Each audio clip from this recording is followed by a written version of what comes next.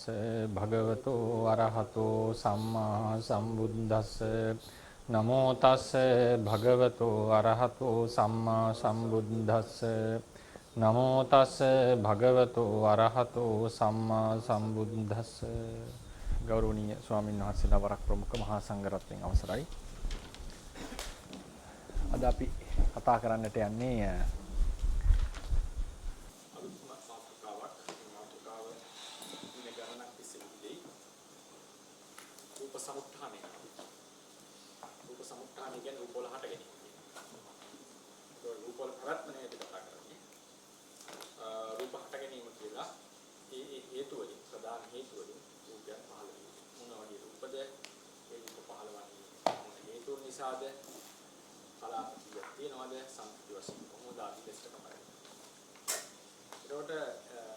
මේ පාඩම් මාලාවේදී විශේෂයෙන් තව එකක් මතක් කරන්නට ඕනේ. අපි මේ දවස් ඉදිරි දවස් ටිකේ ගොඩාක් තොරතුරු කතා කරයි කරුණු කාරණා. මේවා මේ හඳුන්වනවා ආදීසිත ෆන්ඩමෙන්ටල් ඒ කියන්නේ මූලික සිද්ධාන්ත ගොඩාක් සමහරවිට සංඛ්‍යාත්මක දේවල් කතා කරයි. ඒකට ප්‍රධානම දැන් මේ පාඩම් මාලාවේ ප්‍රධාන හේතුව තමයි අපි මොනවද තේරවාදයේ තියෙන මූලික සිද්ධාන්ත කියන එක දැනගන්න. අඩුතරමේ උදාහරණයකට තේරවාදයේ සම්බන්ධයෙන් අපි සංවාදයක යෙදුණා කියලා හිතමු. ඒ සංවාදයක යෙදෙනකොට මේ මොනවද කියන මූලික સિદ્ધාන්ත දැනගන්න ඕනේ. විද්‍යාව ප්‍රණාමන්නේ ප්‍රශ්නයක් කතා කරලා අපි මේකට විරුද්ධව කතා කරා හෝ සහයෝගීව කතා කරා මොන ක්‍රමයකට කතා කරා. අපි දැනගන්න එපා විද්‍යාත්මකව මොකද්ද ඉලෙක්ට්‍රෝනයක් කියන්නේ මොකද්ද ප්‍රෝටෝනයක් මොකද්ද සයිඩයක් අපිට ඕන ඕන විදිහට අර්ථකථනය කරොත් ඒක ඒ සංවාදයේ කරගන්න බැහැනේ අපිට හරියට නේ. ඒ නිසා ඒ මොනවා හරි විෂයක් සම්බන්ධයෙන් අපි සාකච්ඡාවක් කරනවා නම් ප්‍රශ්න අහන විමසනවා නම් මේ සියල්ලම කරන්න අපි කතා කරන වචනවල යම් කිසි පදනමක අපි ඉන්නට ඕනේ. අපිට ඕන ඕන විදිහට අපි ශෛලිය නිර්වචනය කරමින් අපිට විද්‍යාත්මක කතාවකට යන්න බෑ. ඒකේ තියෙනවා යම් කිසි ස්ටෑන්ඩඩ්ස් ටික.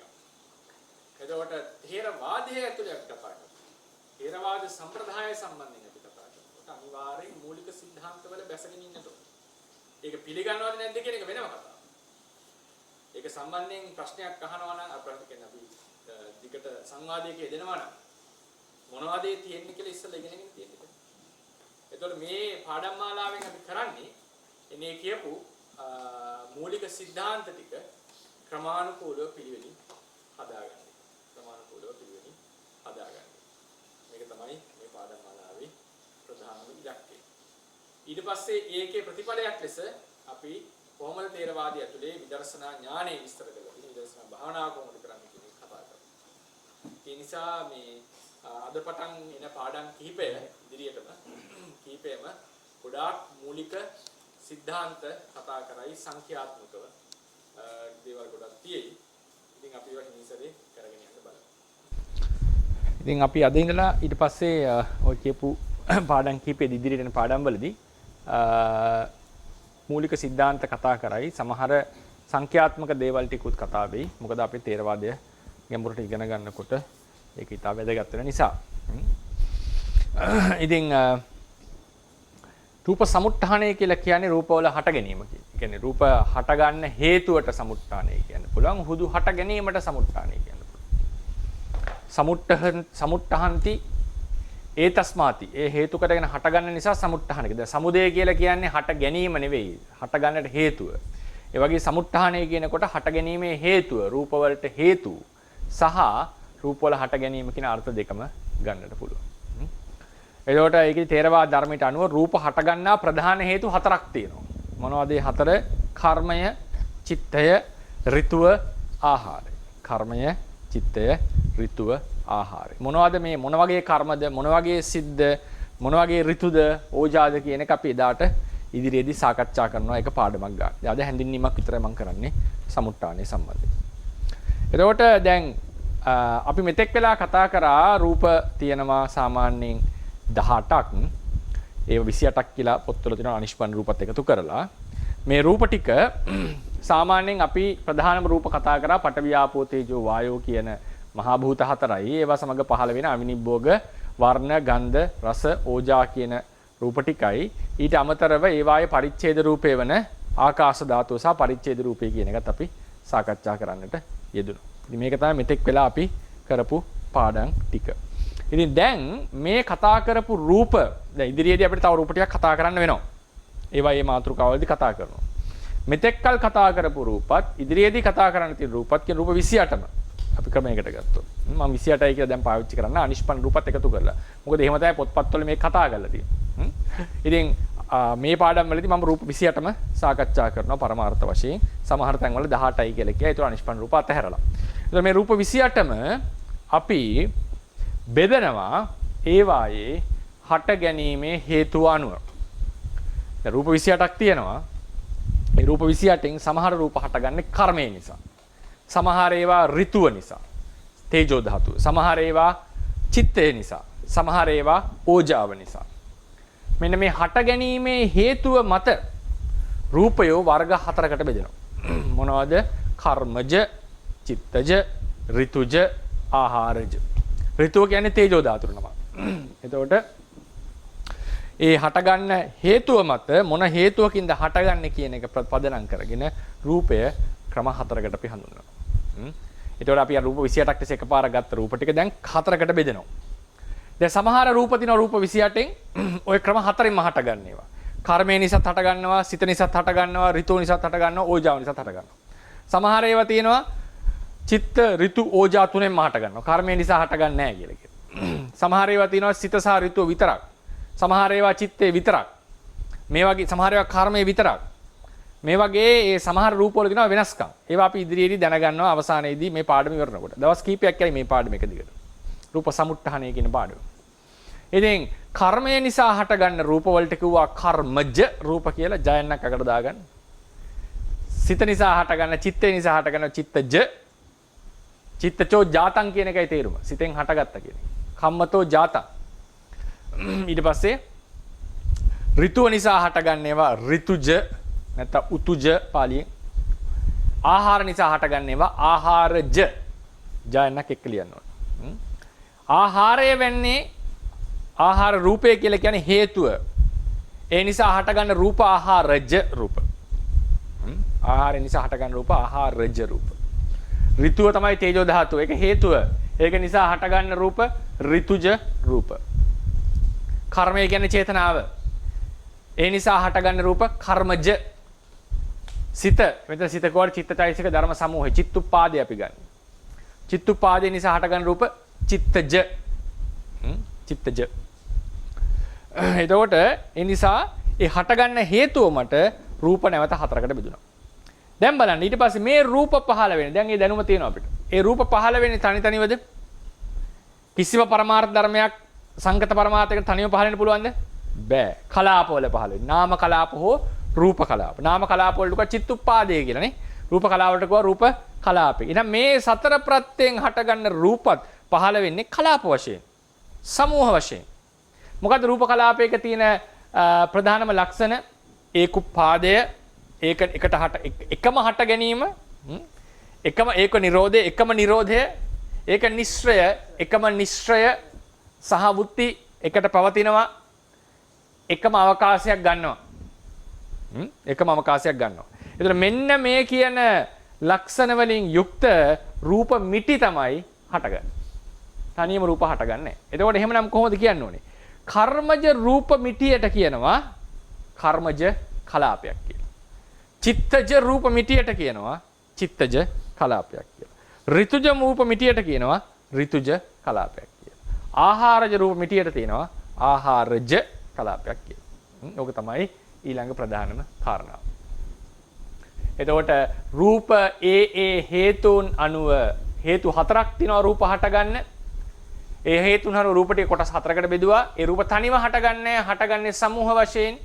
ඒ සමූහයක් ඍතුජ කලා කර්ම ඒ රූප අනුව හටගන්න හේතු අනුව කර්මජ කලාප, චිත්තජ කලාප, ඍජුජ කලාප, ආහාරජ කලාප කියලා කිව්වා. ඕනනම් කිව්වත් කමක් නැහැ. කර්මය නිසා හටගන්න කලාපේ කර්මජ කලාපේ. වරදක් නැහැ.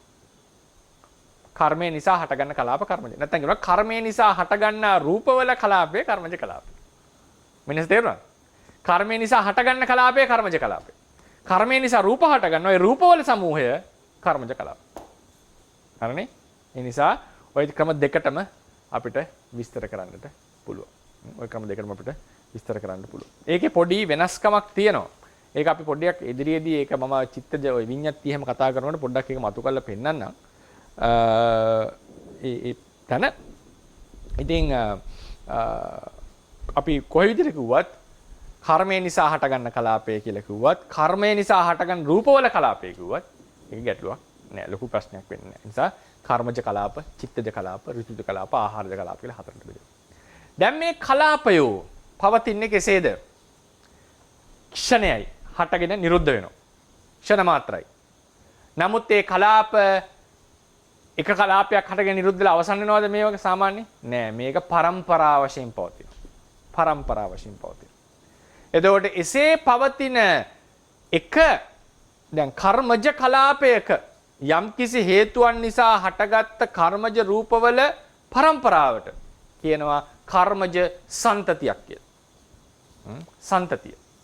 ඍතුජ රූප කලාපවල පරම්පරාවට කියනවා ඍතුජ සන්තතියක් කියලා. චිත්තජ රූප හටගත්ත ඒ රූපවල පරම්පරාවක් කියලා කියන්නේ ටිකක් ජෙනරේෂන් එකක්. ඒක ටිකක් චිත්තජ සන්තතියක් කියලා. ආහාරජ රූප පරම්පරාවකට කියනවා කලාප පරම්පරාවකට කියනවා ආහාරජ සන්තතියක් කියලා.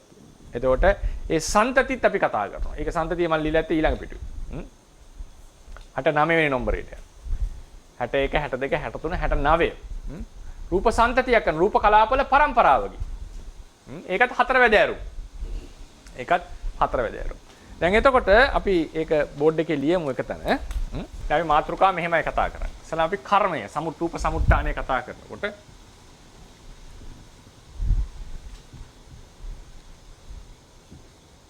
රූප සමුත්ථානය අපි කතා කරනවා කර්මය.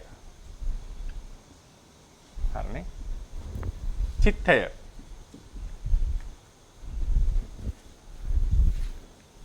ඍතුව. ආහාරය. පදකදී ආහාරය කියනකොට අර්ථ දෙකක් එනවා. ආහාර රූපයට ආහාරය කිව්වා කබලීකාර අර අශුද්ධාෂ්ටක සමූහයේ කැමට ආහාරය කියලා කිව්වා. මෙතන අපි කතා කරන්නේ ආහාර රූපේ මතක තියාගන්න. මෙතන කතා කරන්නේ ආහාර රූපේම. අර කැම කියන එක නෙවෙයි.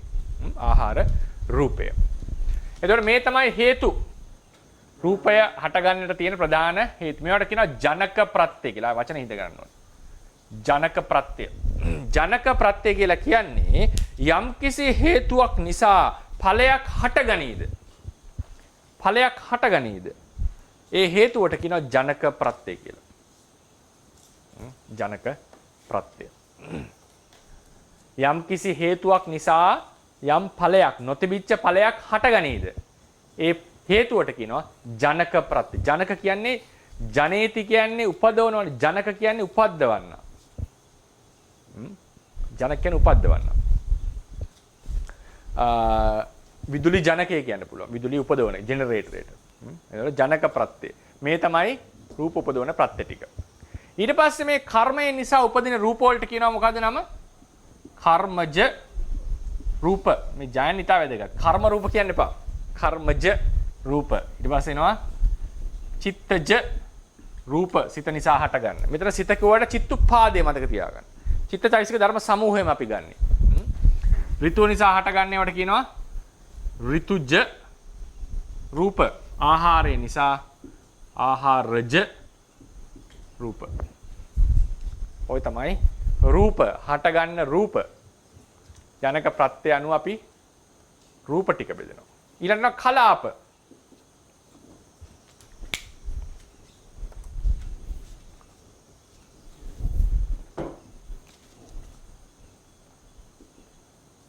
කලාප කොහොමද දෙන්නේ?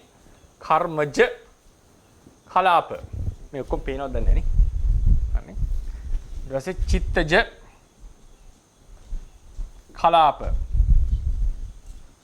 ඍතුජ කලාප.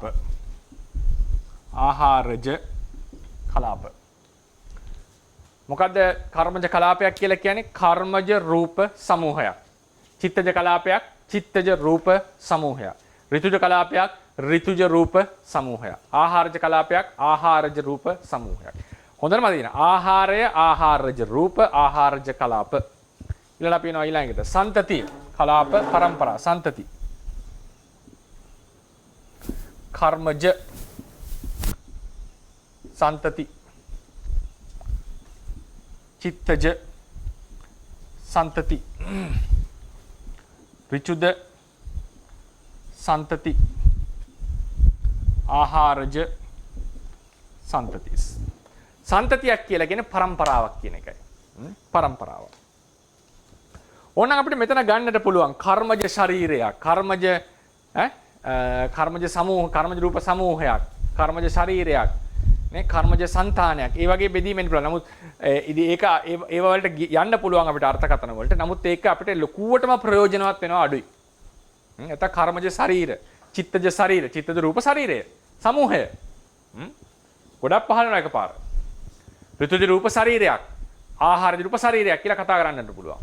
නමුත් ඒක අපිට තරම් වැදගත් වෙන්නේ නැහැ. නැත්නම් අපි දැන් මෙතේ කතා කරන්නේ රූපය, රූප කලාපය, රූප ශරීරය, රූප సంతානය. දැන් රූප සන්තතිය කියන එකට අවිලා තියෙනවා. පස්වෙනි එක රූප සන්තතිය. අපි කතා කරේ නැහැ පාඩමට කලින්. සන්තතියක් කියලා කියන්නේ මොකද්ද? පරම්පරාවක් කියන එකයි. පරම්පරාව. මතකද සන්තතිය කියන වචනය ගත්ත රුප්පණේ පාඩමේදී. සන්තති රුප්පණේ කියලා එකක් මතක නේද? ඒක විස්තර ගන්න තිබුණා හොඳයි වඩා. තිබුණා හොඳයි. නමුත් ඒකේ ලොකු විස්තරයක් දෙන්නේ මම ඊළඟ පාඩමේදී. අද මම හිතනවා ඒක බැරි වෙයි කියලා. ඒක මම හැඩවුට් එක දීලා ඇති. හිතට සූදානම් වෙන්න පුළුවන්. සන්තති සම්බන්ධයෙන්. මොනවද සන්තතියක් කියලා කියන්නේ? කොහොමද සන්තති වර්ග තියෙන්නේ? ඉතින් මේ ඔක්කොම සන්තති වර්ග මෙතන දිලා නැහැ. ප්‍රධාන වශයෙන් සන්තතියක් හිතන්න පුළුවන් ක්‍රම තුනක් තියෙනවා. ඒ ක්‍රම තුන දීලා තියෙනවා. ඉතින් ඒක හිමින් හිමින් තමයි අපි ඩෙවලොප් කරන්න ඕනේ දැනුම. ඕක අවසානයේ උදව් වෙන්නේ විදර්ශනාවට. කොහොමද මානසිකාරය කරනකොට සන්තතිය ඊටාම වැදගත්. සන්තති ත්‍රිලක්ෂණය බලනවා කියන එක. ඒ නිසා අපි සන්තතිය කියන පාඩුවේ අපි මෙතෙක් කතා කරා රූප, මම නැවත මතක් කරනවා රූප කලාප, රූප ශරීර, රූප సంతාන නේද? රූප సంతාන, රූප සන්තති. රූප සන්තතියක් යනු රූප කලාපවල පරම්පරාවක්. දැන් අපේ ශරීරයේ තියෙන රූප සන්තතියක්. මොකද කුඩා කාලයේ පටන් ආපු රූප ටික දැන් මේ වෙනකන් දිගින් දිගට ගියද. ඒක න සන්තති ඒකත්වය. ඒක එකක් ලෙස අපි අරගෙන තියෙනවානේ. ඒ නිසානේ කුඩා කාලේ රූප මගේ රූප කියලා මම කියන්නේ තා. ඉතින් ඒ නිසා ඒ රූපයන්ගේ නාමයන්ගේ සන්තතියකුත් තියෙනවා. නාම සන්තතිය භවයෙන් භවයට දිගට යනවා. රූප සන්තතිය භවයෙන් භවයට කැඩෙනවා. රූප සන්තතියේ සම්බන්ධයක් නැහැ භවයෙන් භවයට. සම්බන්ධයක් නැහැ. ඉතින් සාමාන්‍යයෙන් ඔය සමහර පොත්වල කියලා තියෙනවලු ඔය මේ මොනවද භවයෙන් භවයට සංක්‍රමණය වෙන රෝග කියලා. නමුත් ඒක මං හිතන්නේ එකම කර්ම විපාකයක්. පරිසම් දෙනකොට මිනිස්සෙට කර්ම එකපාර ඉවර වෙන්නේ නැහැ. ඉතින් භවයෙන් භවයට සමහරවිට එකම කර්මය ආත්ම ගානක්ම යම් කිසි විපාකයක් දෙන්න පුළුවන්. නේද? රෝගයක් ඇති කරවන්න පුළුවන්. ලොකු පාපයක් කළා තිබුණා. ඉතින් ඒක සාමාන්‍ය පොත්වල කියන්න පුළුවන් මේක භවයෙන් භවයට යනවා කුෂ්ඨ රෝග වගේ. නමුත් ඒ වෙලා තියෙන්නේ ධර්මයේ හැටියට බැලුවොත් අපිට කියන්න වෙන්නේ තේරවාදයේ හැටියට මොකක් හරි කුෂ්ඨ රෝගයක් හැම ලොකු කර්මයක් තිබිලා දින මනුස්සයා. ඒ නිසා ඒ රෝග භවයෙන් භවයටම ඇතිලා තියෙන සමහරවිට. ඉතින් නැත්තම් අපේ තේරවාදයේ හැටියට රූප සන්තතිය භවයෙන් කැඩෙනවා. අලුත් රූප. නාම සන්තතිය කැඩෙන්නේ නැහැ. නාම සන්තතිය සම්බන්ධයක් තියෙනවා. නමුත් ඒකේ ලොකු වෙනස්කම් වෙනවා භවයෙන් භවයට. ලොකු වෙනස්කම් වෙනවා. මොකද අලුත් කර්මයකින් හටගෙන තියෙන අලුත් භවයක් නේද? අනිත් ලොකු වෙනස්කමක් තියෙනවා. භවයකත් කියලා අපි කතා කරේ. එතකොට දැන් මේ දැන් මේ තමයි chart එක. මේක තමයි අපි ඉගෙන ගන්න. මේ ඉදිරි දවස් ටිකේදී ඉදිරි දවස් කීපයක් යයි සතියක් දෙකක් යයි මේකට. දෙකකට වඩා වැඩි අනිවාර්යෙන් යයි. මේ මාතෘකා 16 අපි ඉගෙන ගන්නවා. මේ මාතෘකා 16 තමයි ඉගෙන ගන්න. දැන් ඔන්න කර්මය කියලා ගත්තම ඒ කර්ම චිත්ත ඍතු ආහාර කියලා ඒවාවම කර්මය කියන්නේ මෙතන චේතනාව. චිත්තය කිව්වම චිත්ත සහ චෛතසික. ඍතුව කිව්වම තේජෝ ධාතුව. ආහාරය කිව්වම ඕජා රූපේ නැත්තම් ආහාර රූපය. ඕජා රූපේ ආහාර රූපය.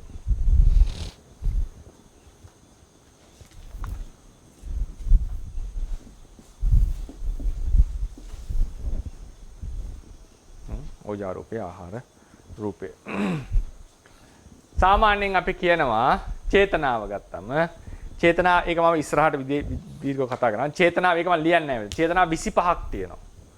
කර්මජ රූප උපද්දව. කර්මජ රූප උපද්දවිය හැකි චේතනා 25යි. චේතනා 25යි. චිත්තජ රූප ඉපදවිය හැකි චිත්තජ රූප ඉපදවිය හැකි සිත් 75යි.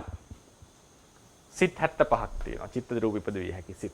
ඒ සහය වැදෙන චෛතසික. ඒක තමයි තියෙනවා ඒවා මොන පංචවෝකාරයේ පහළ වෙන්න ඕන කියලා ඒකේ තව වෙනස්කම් තියෙනවා කතා කරන්න. සහ ප්‍රතිසන්දිසිත අයින් කරන්න ඕනේ. සමහර අය චුතිසිත අයින් කරනවා. එහෙම තියෙනවා ඒකේ බෙදී. ඒතකොට සිත් 75යි චෛතසිකත් එක්ක. ඍතුව කියලා ගත්තම ඒ තේජෝ ධාතුව. ඒක සවිඥානික අවිඥානික ભેදයක් නැහැ. හැම තේජෝ ධාතුවම අපි ගන්නවා. හරිනේ. හැබැයි ඒකේ සමහර තේජෝ ධාතු වලට බෑ රූප උපදවන්න. ඒක අපි ඉදිරියේදී කතා කරනවා. ඒ කියන්නේ තේජෝ පරම්පරාවක සමහර ඒවල ගිහිල්ලා ඒ කියන්නේ සමහර පරම්පරාවල උපදවන්න බැරුව ඒවා උපදවන්න නැතුව නතර වෙනවා තියෙනවා. ඕජාව කියලා කිව්වම ඕජා රූපේ රූප කලාපවල තියෙන ඕජා රූපය ඒක සවිඥානික ශරීරවල තියෙන එක සහ බාහිරින් ගත් එක සවිඥාණයට ඇතුළත් වෙලා වැඩ කරනවා. ඒ නිසා ඒකේ පොඩි අර ඒක විස්තර කරන්න ටිකක් සංකීර්ණයි. ඒක අපි මේ පාඩමේදී විස්තර කරගමු. මොනවද ඒ හේතු ටික කියලා. ඊට පස්සේ කර්මජ රූප ගත්තම කර්මජ රූප අපිට හම් වෙනවා ධර්මයේ 18ක්. කර්මජ රූප 18යි. හරිනේ ඒක මම හැඩවුට් එකේ දීලා ඇති. මේ 18 කැඩෙනවා නිෂ්පන්න අනිෂ්පන්න. බෑ මතක තියාගන්න. මේක කියලා ඇති. නම්බර 62ට යන්න 62ට හට ගන්නා ප්‍රධාන හේතුව අනුව රූපයෝ ප්‍රධාන වශයෙන් කොටස් 4කට බෙදේ. මෙහිදී නිෂ්පන්න සහ අනිෂ්පන්න යන රූප වර්ග දෙකම රූප වන විහාරය යන විවහාරයෙන් සලකන බව දත යුතුය. මේ පාඩමේ ඒ බෙදීම මම කරන්නේ නැහැ. අනිෂ්පන්න රූපත් අරගෙනයි කතා කරන්නේ. මතක තියාගන්න අනිෂ්පන්න රූප කියන පරමාර්ථය නෙවෙයි. එතකොට 18යි. කොහොමද මේ 18 ආවේ? නිෂ්පන්න 17කුයි අනිෂ්පන්න 1කුයි. ඒ ආකාශ ධාතුව. මොකද්ද ඒ අයින රූප ටික අපි කර්මජ රූප පාඩමෙන් කතා කරනවා. බය වෙන්න එපා. ඩීටේලි කතා කරනවා. 17යි 1යි තමයි මේක ඇවිල්ලා තියෙන්නේ. මම ඒක හෑන්ඩ් අවුට් එකේ දීලා තියෙන්නේ. නිෂ්පන්න 17යි අනිෂ්පන්න 1යි. චිත්තජ රූප පහළ වෙනවා ඔක්කොම 15ක්. 15ක්. ඒ කැඩෙන්නේ 9යි 6යි. නිෂ්පන්න 9යි අනිෂ්පන්න 6යි. නිෂ්පන්න 9යි අනිෂ්පන්න 6යි. ඍතුජ රූප ඔක්කොම තියෙනවා 13ක්. ඒකත් කැඩෙන්නේ 9යි 4යි. 9යි 4යි. නිෂ්පන්න 9යි අනිෂ්පන්න 4යි. නිෂ්පන්න 9යි අනිෂ්පන්න 4යි. ආහාරජ රූප තියෙනවා 12ක්. ඒ 12 කැඩෙන්නේ නිෂ්පන්න 8යි අනිෂ්පන්න 4යි. නිෂ්පන්න 8යි අනිෂ්පන්න 4යි. කොහොම තමයි ඔය ගණන් ටික අපි දැනගන්නේ.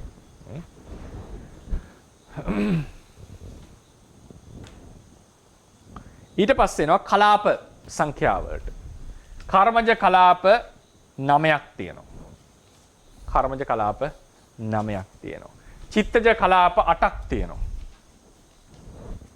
ඍතුජ කලාප 4යි. ආහාරජ කලාප 2යි. හැන්ඩ් එක මම දීලා ඇති. නමුත් මේ ටික මතක තියෙනවා නම් ඉතාල වටිනවා. මම ඒකයි මේකට කාලය ගන්නෙ. මේවා අතිශය ප්‍රයෝජනවත් ඉදිරියේදී කතා කරනකොට අපිට උගන්වන්න ලේසි මේ ටික පාඩම් තියෙනවා නම් කාට හරි. මොකද අපිට ඊටාම කෙටියෙන් ඉක්මනට පාඩම කරගෙන යන්නත් පුළුවන්. ඒ නිසා මේ ටික තේරවාදයේ ගැඹුරට ඉගෙන ගන්නට ඕන නම් මේවා අපි පාඩමේ තියෙන්නට ඕන. ඒ කියන්නේ කොහොම මතක තියනවා කියන එකට වඩා යම් කිසි අදහසක් හරි අඩුම තරමේ තියෙන්නට ඕන. උත්සාහ කරන්න ඒවා මතකේ තියාගන්න. ඊට චිත්තජ කර්මජ සන්තති කියන පාඩමට එනවා. සන්තති ගත්තම කර්මජ සන්තති 9ක් තියෙනවා. කර්මජ සන්තති 9ක් තියෙනවා. මම එකපාරක් අර කර්මජ සන්තති කියන එකේ යම් සංඛ්‍යාවක් දෙන්න දෙයක් කියන්න ඉතින් පොඩ්ඩක් ඒක වෙනස් වෙනවා හිට මෙහෙට කියලා. මට මතක නැහැ දා කීය දුන්නේ කියලා. ඊට පස්සේ මේකේ පොඩි වැරදීමක් වෙලා තියෙනවා. 69 පිටුවේ ඒ නම්බර 4 හදා ගන්න ඕනේ. රෝම ඉලක්කම් එක කර්මජ සන්තති. හරිනේ දෙවෙනි එක චිත්තජ සන්තති. ඒක වැරදිලා. 3 ඍතුජ සන්තති 4 ආහාරජ සන්තති. ඒක හදා ගන්න. නම්බර 69 රෝම ඉලක්කම් එක කර්මජ සන්තති කර්මය නිසා හටගත් රූප කලාපවල ඒක හරි. නම්බර 2 කර්මජ සන්තති කියන එක චිත්තජ සන්තති වෙන්නට ඕනේ. චිත්තජ සන්තති කියලා හදාගන්න. ඒකේ විස්තරය හරි. තුන්වෙනි එක කර්මජ සන්තති කියන එක ඍතුජ සන්තති කියලා හරි ගස්ස ගන්න. ඍතුජ සන්තති. නම්බර 4 කර්මජ සන්තති කියන එක ආහාරජ සන්තති කියලා වෙනස් කරගන්න. ආහාරජ සන්තති කියලා වෙනස් කරගන්න. ඒතර කර්මජ සන්තති 9ක් තියෙනවා. චිත්තජ සන්තති අපිට එන්නේ 4යි. චිත්තජ සන්තති 4ක් එනවා. ඍතුජ සන්තති ඔක්කොම අපි ගණන් කරාම සද්ද සන්තතියත් එක්ක 8ක් එනවා. 8ක්. ඊට පස්සේ ආහාරජ සන්තති අපිට ලැබෙනවා 5ක්. 5ක්. මේ තමයි අපි ඉදිරියේදී ඉගෙන ගන්න යන පාඩම් ටික. මේ හැම එකක්ම අපි ඉගෙන ගන්නවා. සමහර ඒවා ඉතා කෙටියෙන් ඉගෙන ගනි. හැම එකක්ම ඔක්කොම ඩීටේල් විස්තර කරන්න අවශ්‍ය වෙන්නේ නැහැ. නමුත් මෙන්න මේ chart එක තමයි අපි ඉදිරියේදී රූප සමුට්ඨානය කියන එක දිගන ගන්න. අපි ඉස්සෙල්ලා මේක මොකද්ද කර්මය? මොකද්ද ඒ කර්මෙට දෙන හැකියාව? මොන වගේ කර්මද අපි කතා කරන්නේ? ඊට පස්සේ මොන වගේ සිද්ද? ඇයි සමහර සිත් වලින් උපදවන්නේ රූප? සමහර සිත් වලින් සමහර ක්‍රියාකාර විශේෂ ක්‍රියාකාරකම්. ඒ අපි කතා කරමු. ඊට පස්සේ ඍතුව කිව්වම ඒකෙන් තියෙන දායකත්වය මොකද්ද? ආහාරය කියන්නේ මොකද්ද? ඔය ටික ඔක්කොම ඩීටේලි කතා කරනවා. ඉතින් මේ ඊට පස්සේ සංඛ්‍යා වශයෙන් දෙනවා මේවා තියෙනවා කියලා විශේෂය විතරක් ඒවා තුළ කතා කරනවා. ඒ තැන්වලදී විශේෂ අවධානයක් දෙනවා මෙන්න මේ ධර්ම සම්බන්ධයෙන්. සහ ඊට පස්සේ මේ සන්තති ගැනත් යම් අවබෝධයක් අපිට ලබා ගන්න පුළුවන් වෙනවා. ඉතින් මේ ටික තමයි අපි ඉදිරියේදී කතා කරන්නට යන්නේ. මම නැවත මතක් කරන්නම්. කර්මය නිසා හටගන්නවා කර්මජ රූප 18ක්. ඒ කර්මජ රූප පවතින කලාප 9ක් තියෙනවා. කර්මජ සන්තතිත් 9ක් තියෙනවා අපි කියලා කියනවා. චිත්තේ නිසා චිත්තයිසික සමූහය නිසා චිත්තජ රූප 15ක් හටගන්නවා. ඒවා චිත්තජ කලාප 8කට කැටි වෙලා තියෙනවා. ඒ වගේ සන්තති තියෙන්නේ 4යි. සන්තති 4යි. ඍතුව නිසා හටගන්න රූප ඍතුජ රූප 13ක් තියෙනවා. ඒවායි රූප කලාප කැටි වෙන්නේ 4කට. ඍතුජ සන්තති ඔක්කොම 8ක් තියෙනවා. 8ක්. ආහාරයේ ඕජාව නිසා හටගන්න ආහාරජ රූප 12ක්. ඊට පස්සේ ඒවා කැටි වෙනවා රූප කලාප 2කට. ඊළඟට ඒ වගේ සන්තති 5ක් අපිට හොයාගන්න පුළුවන්. 5ක්. ඊට පස්සේ ඉදිරියේදී යනකොට තේරෙයි මේ සන්තති ඒ කියන්නේ දැන් රූප සන්තතියක් කියලා කිව්වම මෙහෙම අපි කතා කරන්නේ. රූප පරම්පරාව. සමහරලාට මේ සන්තති මේ ගණන් සමහර ඒවා වෙනස් වෙන්න හේතුව දැන් මෙතනින් මේ පරම්පරාව යන අතරතුරේදී මේක නිසා තව පරම්පරාවක් යනවා. මේ නිසා තව පරම්පරාවක් යනවා. හරිනේ? ඒ වගේ ප්‍රධාන සන්තති අනුසන්තති කියලා ඔක අපිට දක්ව ගන්න පුළුවන් වෙනවා. ඉතින් ඒවා අපි එදාට කතා කරමු සන්තති කියන මාතෘකාව කතා කරනකොට. ඒ නිසා ඒක ටිකක් අර දැන් උදාහරණයකට මනුස්ස ශරීරයක් ගත්තාම මේ වගේ රූප ටිකක් පවතිනවා. ඊට පස්සේ ඒ නිසා තව ටිකක් පවතිනවා. සමහරවිට මේක නිසා තව එකක් පවතිනවා වෙන්න පුළුවන්. ඕ වගේ හරි මේක සංකීර්ණ ක්‍රියාවලියක් මේ රූපය කියන එක. ඉතින් ඒ සියල්ලම ඒ ගොඩක් ඒවා අපි මේ සන්තති ගණෙන් කතා කරලා තියෙනවා. ඒක එදාට තේරෙයි. මොකද්ද ඇයි මේ මෙහෙම කඩලා කතා කරේ කියලා. ඊළඟට දැන් ඔය තමයි සංඛ්‍යා ටික මතක තියාගන්න උත්සාහ කරන්න. ඊළඟට අපි යනවා තව වැදගත් කරුණු කීපයක් කතා කරන්න අද දවසේදී. මේ කර්ම මේ රූප සම්බන්ධයෙන් රූප සමුට්ඨානය ගැන නම්බර පළවෙනි පිටුවේ නම්බර 64ට යන. එතන කරුණු 5ක් කතා කරනවා අපි අද. ඕනෑම රූපයක් හටගනිවේ එක් ප්‍රධාන ජනක ප්‍රත්‍යයකිනි. තා වැදගත්. ඕනෑම රූපයකට ඇත්තේ එක් ප්‍රධාන ජනක ප්‍රත්‍යයයි. චිත්තජ ආහාරජ මිශ්‍ර වෙච්ච රූපයක් කියලා ගන්නෑ. කො තියෙන්නේ චිත්තජ රූප, කර්මජ රූප, ඍතුජ රූප, ආහාරජ රූප. ඒ දෙකම සමදායකත්වයක් දීලා සමදායකත්වය මම වචන යොදනවා. සමදායකත්වයක් දීලා දෙකෙන්ම හටගත්ත රූපයක් කියලා එකක් අපි කතා කරන්නේ නැහැ. එතකොට හැම රූපයක්ම එක්ක චිත්තජ, ඍතුජ, ආහාරජ, කර්මජ කියන ගණයට වෙනවා. ඒ කියන්නේ දෙකක් එකට වැඩ කරලා රූප උපදිනවා. ඒකට එකක් වැඩ කරන අවස්ථා එනවා දැන් ඒක කියනවා ඉස්සරහට. නමුත් අර ප්‍රධානම දායකත්වය කියලා. දැන් අපි දරුවෙක් උපදිනවා අම්මයි තාත්තයි දෙන්නගෙම ඒ ප්‍රධානම දායකත්වයක් තියෙනවා. ඒක වාදයක් නැහැ. නමුත් අපි හිතමුකෝ අම්මට දරුවා බිහි කරන්න වැඳපු අම්මගේ උදකාරයක් තියලා තියෙනවානේ. නමුත් ඒ උපකාරය තාත්තගේ උපකාරය වගේ එකක් නෙවෙයිනේ. නේද? ඒ නිසා ඒ වගේ පැත්තෙන් උපකාර කරනවා. ඒ කියන්නේ වැදගත් උපකාර කරනවා තියෙනවා. නමුත් මේ කතා කරන්නේ ප්‍රධානම ප්‍රත්‍ය දෙකක් ලෙස උපකාරලා හට ගන්නවා කියලා රූපයක් නෑ. ඒ නිසා යම් රූපයක් වේ නම් ඒක තේරවාදයේ හැටියට වැටෙන්නේ එක ජනක ප්‍රත්‍යක් යටතට. ඒක ප්‍රධානම ෆන්ඩමෙන්ටල් එකක් අපි. රූප කලාප වලට එම න්‍යාය සාධාරණය. ප්‍රධාන ජනක ප්‍රත්‍ය දෙකකින් හට ගන්නා රූප කලාප නැත. කර්මජ රූප වලටත් එහෙමයි රූප කලාප. මොකද රූප කලාපනේ ඉතින් තියෙන්නේ සාමාන්‍ය. ඇයි එහෙම වෙනස් කරන්න හේතුවක් මම කියන්න. ඒක වෙනස් කරලා කියන්නේ හේතුවක් තියෙනවා. රූප කලාප වලටයි රූප වලටයි තියෙන්නේ එකම ප්‍රත්‍යය. හේතුව රූප කලාපේ වෙන් කරන්න රූප කලාපයක රූප සෑම විටම එකම ප්‍රත්‍යයකින් හටගනි. දැන් මෙහෙම වෙන්න පුළුවන්. දැන් රූප කලාපයක තියෙනවා රූප 8ක් තියෙනවා කියලා හිතන්නකො. ඒ රූපයක් වැටෙන්නේ එක්ක චිත්තජ එක්ක ආහාරජ එක්ක කර්මජ එක්ක ඍතුජ. හරි ප්‍රශ්නයක් නැහැ. මෙහෙම වෙන්න බැරිද? රූප කලාපේ රූප 4ක් කර්මජයි රූප 4ක් චිත්තජයි. එහෙමත් තරකයක් ගේන්න පුළුවන්. ඒ නිසා දැන් අපි කිව්වොත් එimhe හැම රූපයක්ම හටගන්න එක ප්‍රත්‍යයකින් කියලා කිව්වට කතාව සම්පූර්ණ නැහැ. නේද? ඒ ෆන්ඩමෙන්ටල් එකේ ඉඳලා අහන්න පුළුවන් ප්‍රශ්නයක් තමයි එක කලාපය ඇතුලේ රූපවල චිත්තජ ඒවයි ඍතුජ ඒවයි ආහාරජ වෙන වෙනම තියෙන්න බැරිද? එහෙමත් නැහැ. එහෙමත් නැහැ. මුළු කලාපයම කලාපයේ තියෙන සියලු රූප හටගන්නේ එකම ප්‍රත්‍යයකින්. සියලු රූප හටගන්නේ එකම ප්‍රත්‍යයකින්.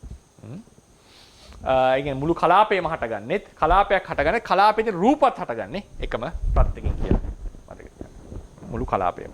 කලාපේ සහ රූප සියල්ලම. ඒ නිසා කොටසක් චිත්තජ කොටසක් ආහාරජ කලාප වෙන කලාපේ ඒකත්වයේ කිව්ව එකට අපේ. ඒකත් ඒකත්වයේ ලක්ෂණයක්. කලාපේ තියෙන තවත් ඒකත්ව ලක්ෂණයක් තමයි එකම ප්‍රත්‍යයකින් සියල්ල හටගන්නේ. එකම ප්‍රත්‍යයකින් සියල්ල හටගන්නේ. ඊට පස්සේ සමහර තැන්වල තියෙනවා නමුත් ජනක ප්‍රත්‍ය සුසංයෝගයකින් හටගන්න දේවල් තියෙනවා නැතුව නෙවෙයි. සුසංයෝගයකින්. උදාහරණය හොඳම උදාහරණය දෙවියෙක් උපදිනවා දිව්‍ය ලෝකයේ විමානයක් සහිතව. සාමාන්‍යයෙන් අපි කියනවා අපේ කයෙන් බාහිරව තියෙන්නේ ඍතුජ රූප විතරයි. කයෙන් බාහිරව තියෙන්නේ ඍතුජ රූප විතරයි. ඒතර විමානය ඍතුජ රූපයක් ඒ කර්මජ රූපයක් නෙවෙයි. හැබැයි ඒක කර්මයේ ලොකු දායකත්වයක් තියෙන ඒ කර්මයේ අනුවයි විමානය හැදිලා තියෙන්නේ. කර්මයේ අනුවයි විමානය හැදිලා තියෙන්නේ. දිව්‍ය ලෝකවල. ඒ නිසා ඒ වගේ රූපවලට හැබැයි ඒ රූපය වැටෙන්නේ ප්‍රධාන බෙදීමේදී ඍතුජ රූප ගොඩට. මෙතන ඍතුජ රූප ගොඩට වැටෙන්නේ. මොකද ඒක බාහිර හටගන්න රූපයක්. නමුත් කර්මයේ ලොකු බලපෑමක් දායකත්වයක් ලැබිලා තියෙනවා. ඒක කර්මජ රූප කියන සංඛ්‍යාවට යන්නේ නැහැ. කෙලින්ම කර්මයෙන් ඉපදුවා නෙවෙයි ඍතුවෙන් ඉපදිලා තියෙන්නේ. හැබැයි ඒ ඍතුවෙන් ඒක උපදවන්නට කර්මයෙන් ලොකු දායකත්වයක් ලැබී ඇත. ඒ නිසා ඒවට කියන්නේ කම්මපච්චය උතුජ. කර්මය ප්‍රත්‍ය කරගෙන කර්මයේ උපකාර ලැබමින් හටගත්ත ඍතුජ රූප. ඒවට කියන්නේ කර්මජ ඍතුජ කියන්නේ. එහෙම කිව්වොත් එහෙම දෙකෙන්ම හටගෙන. කර්මජ ඍතුජ කියන්නේ කම්මුතුජ කියන්නේත් නැහැ. කම්මපච්චය උතුජ. කර්මය උපකාර කරගෙන හටගන්න ඍතුජ රූප කියන එකයි ඒකේ තේරුම. හරිනේ ඒකේ තේරුම. දැන් ඔන්න බලන්න නම්බර 67 ඒකයි කියලා තියෙන්නේ. සමහර රූපවල ඉපදීමට ජනක ප්‍රත්‍ය කිහිපයක සහයෝගය ලැබිය යුතුයි. නමුත් එම සුසංයෝගයේදී එම රූපයන්ගේ ඉපැත්මට බලපෑ ආසන්නම ප්‍රධාන ප්‍රත්‍යයට අනුව ඒවා ඉහත දැක් වූ රූප වර්ගීකරණයේ කොටස් 4න් එකකට ඇතුළත් වේ. අනිවාර්යෙන් ওই 4න් එකට වැටෙන්නම ඕනේ මොකක් හරි රූපයක් නම් තේරවාදයේ හැටියට. උදාහරණයකට දෙවියනට තමාගේ පුරාණ කර්ම නිසා පහළ වූ විමන් සලකමු අපි. එම රූපවල ඉපැත්මට කර්මයේ ප්‍රබල සාධකයක් වුවද ඉහතින් දක්වා ඇති රූප කලාපවල වර්ගීකරණයට අනුව ඒවා වැටෙන්නේ ඍතුජ රූපවලට. නමුත් ඒවා ඉපැත්මට කර්මයෙන් ඇති ප්‍රබල දායකත්වය නිසා එම කර්මයේ හේතුවෙන් පහළ වූ දෙවියන්ගේ විමන් ආදී රූප කම්මපච්චය උතුජ කර්ම ප්‍රත්‍ය ඍතුජ රූප වශයෙන් සලකයි. ඒවා විමන් කලාපද කර්ම ප්‍රත්‍ය ඍතුජ කලාප ලෙස සලකන්නට ඕනේ. පැහැදිලි නේද? එතකොට මම කියන්න දන්නේ අම්මයි තාත්තයි දෙන්නගෙන්ම ආපු ළමයා වගේ එකක් නැහැ රූපවල. නමුත් එක ප්‍රත්‍යයෙන් එන්නේ තව ප්‍රත්‍ය වලින් සහයෝගය ලැබිලා තියෙනවා. ඒ වගේ අපි කතා කරනවා මේ පාඩම් කතා කරලා මේ හැම එකක්ම අගට අපි කතා කරනවා කර්මයට සම්බන්ධ රූප, සිතට සම්බන්ධ රූප කියලා මාතෘකා ටිකක් කතා කරනවා. දැන් තව උදාහරණයක් ගන්නකො. ඉර්ධියෙන් මවනවා රූපයක්. බුදුරජාණන් වහන්සේ කේමාට මැව්වා රූපයක්. මේක බුදුරජාණන් වහන්සේගේ චිත්තජ රූපයක් නෙවෙයි. චිත්තජ රූප, ආහාරජ රූප, ඍතුජ රූප පහළ වෙන්නේ ශරීරයේ කර්මජ රූප, චිත්තජ රූප, ආහාරජ රූප පහළ වෙන්නේ ශරීරය ඇසුරු කරන් විතරයි. ඍතුජ රූප විතරයි බාහිරට යන්නේ. ඒතර උන්වහන්සේ මවපු රූපේ ඍතුජ රූපයක්. ඒක බාහිර රූපයක්. ප ဋ ාණේ තියෙන බාහිර රූප කියලා කියන්නේ අනිවාර්යෙන් ඍතුජ රූපයක්. එතකොට ඒ ඍතුජ රූපය හැබැයි මැව්වේ බුදුරජාණන් වහන්සේගේ ඍදි බලෙන්, 이르දි බලෙන්. හරිනේ? එතකොට ඒ සිත ඊටාම වැදගත් දායකත්වයේ ලැබලා තියෙනවා. ඒ කියන්නේ චිත්තප්පච්චය උතුජ කියලා කියන්නේ. ඒකට කියන්නේ චිත්තප්පච්චය උතුජ කලාප කියලා. මම ඉස්සරහට කතා කරනවා. මම උදාහරණයක් දුන්නේ. මේකෙන් කියන්න ඕනේ දායකත්ව ලැබිලා තියෙනවා නානා ප්‍රත්‍යවලින්. නමුත් ප්‍රධාන ඒක වැටෙන ප්‍රධාන ගණයක් හැමතිස්සෙම තියෙනවා. ප්‍රධාන ගෲප් එකක් හැමතිස්සෙම තියෙනවා කියලා මතක තියාගන්න. ඊළඟට තව එකක් එනවා. ප්‍රත්‍යයන්ගේ පරම්පරා සම්බන්ධය කියලා එකක් තියෙනවා. පරම්පරා සම්බන්ධය. ඒ කියන්නේ ප්‍රත්‍ය එක වෙලාවේ වැඩ කරලා උදව් කරලා කරන එකක් තියෙනවා. නමුත් හැබැයි එකයි ප්‍රධාන වෙන්නේ දෙන්නෙක් වැඩ කරත් එක වෙලාවේ. කර්මයක් වැඩ කරලා ඍතුවත් වැඩ කරලා හැබැයි එකයි ප්‍රධාන වෙන්නේ. දැන් උදාහරණ කර්මජ රූප උපදින්නටත් ඍතුවේ දායකත්වයක් ඕනේ. ඒ නිසා ඒක අන්‍යමඤ්ඤව තියෙනවා. දැන් ශරීරය ඇතුලේ තියෙන සියලුම රූපවලට කර්මජ රූපවල බලපෑමක් තියෙනවා. ඉතින් ඊට පස්සේ අපි එනවා තව එකක් තමයි පරම්පරා සම්බන්ධයේ ප්‍රත්‍යවල. දැන් මෙහෙම හිතන්න. ඍතුජ රූපයක් කියන්නේ මොකෙන් හටගත් රූපයක්ද? තේජෝ ධාතුව නිසා හටගත් රූපය. තේජෝ ධාතුව තියෙන්න ඕනේ රූප කලාපයකනේ.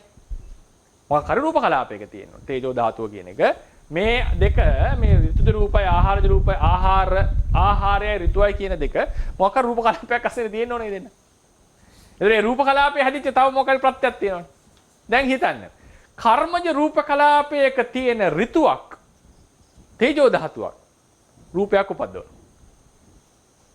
කර්මජ රූප කලාපයක තිබිච්ච තේජෝ ධාතුව රූපයක් උපද්දවන. මේ අභිනව රූපය මොන රූපයක්ද? ඒක කර්මජ රූපයක්ද ඍතුජ රූපයක්ද?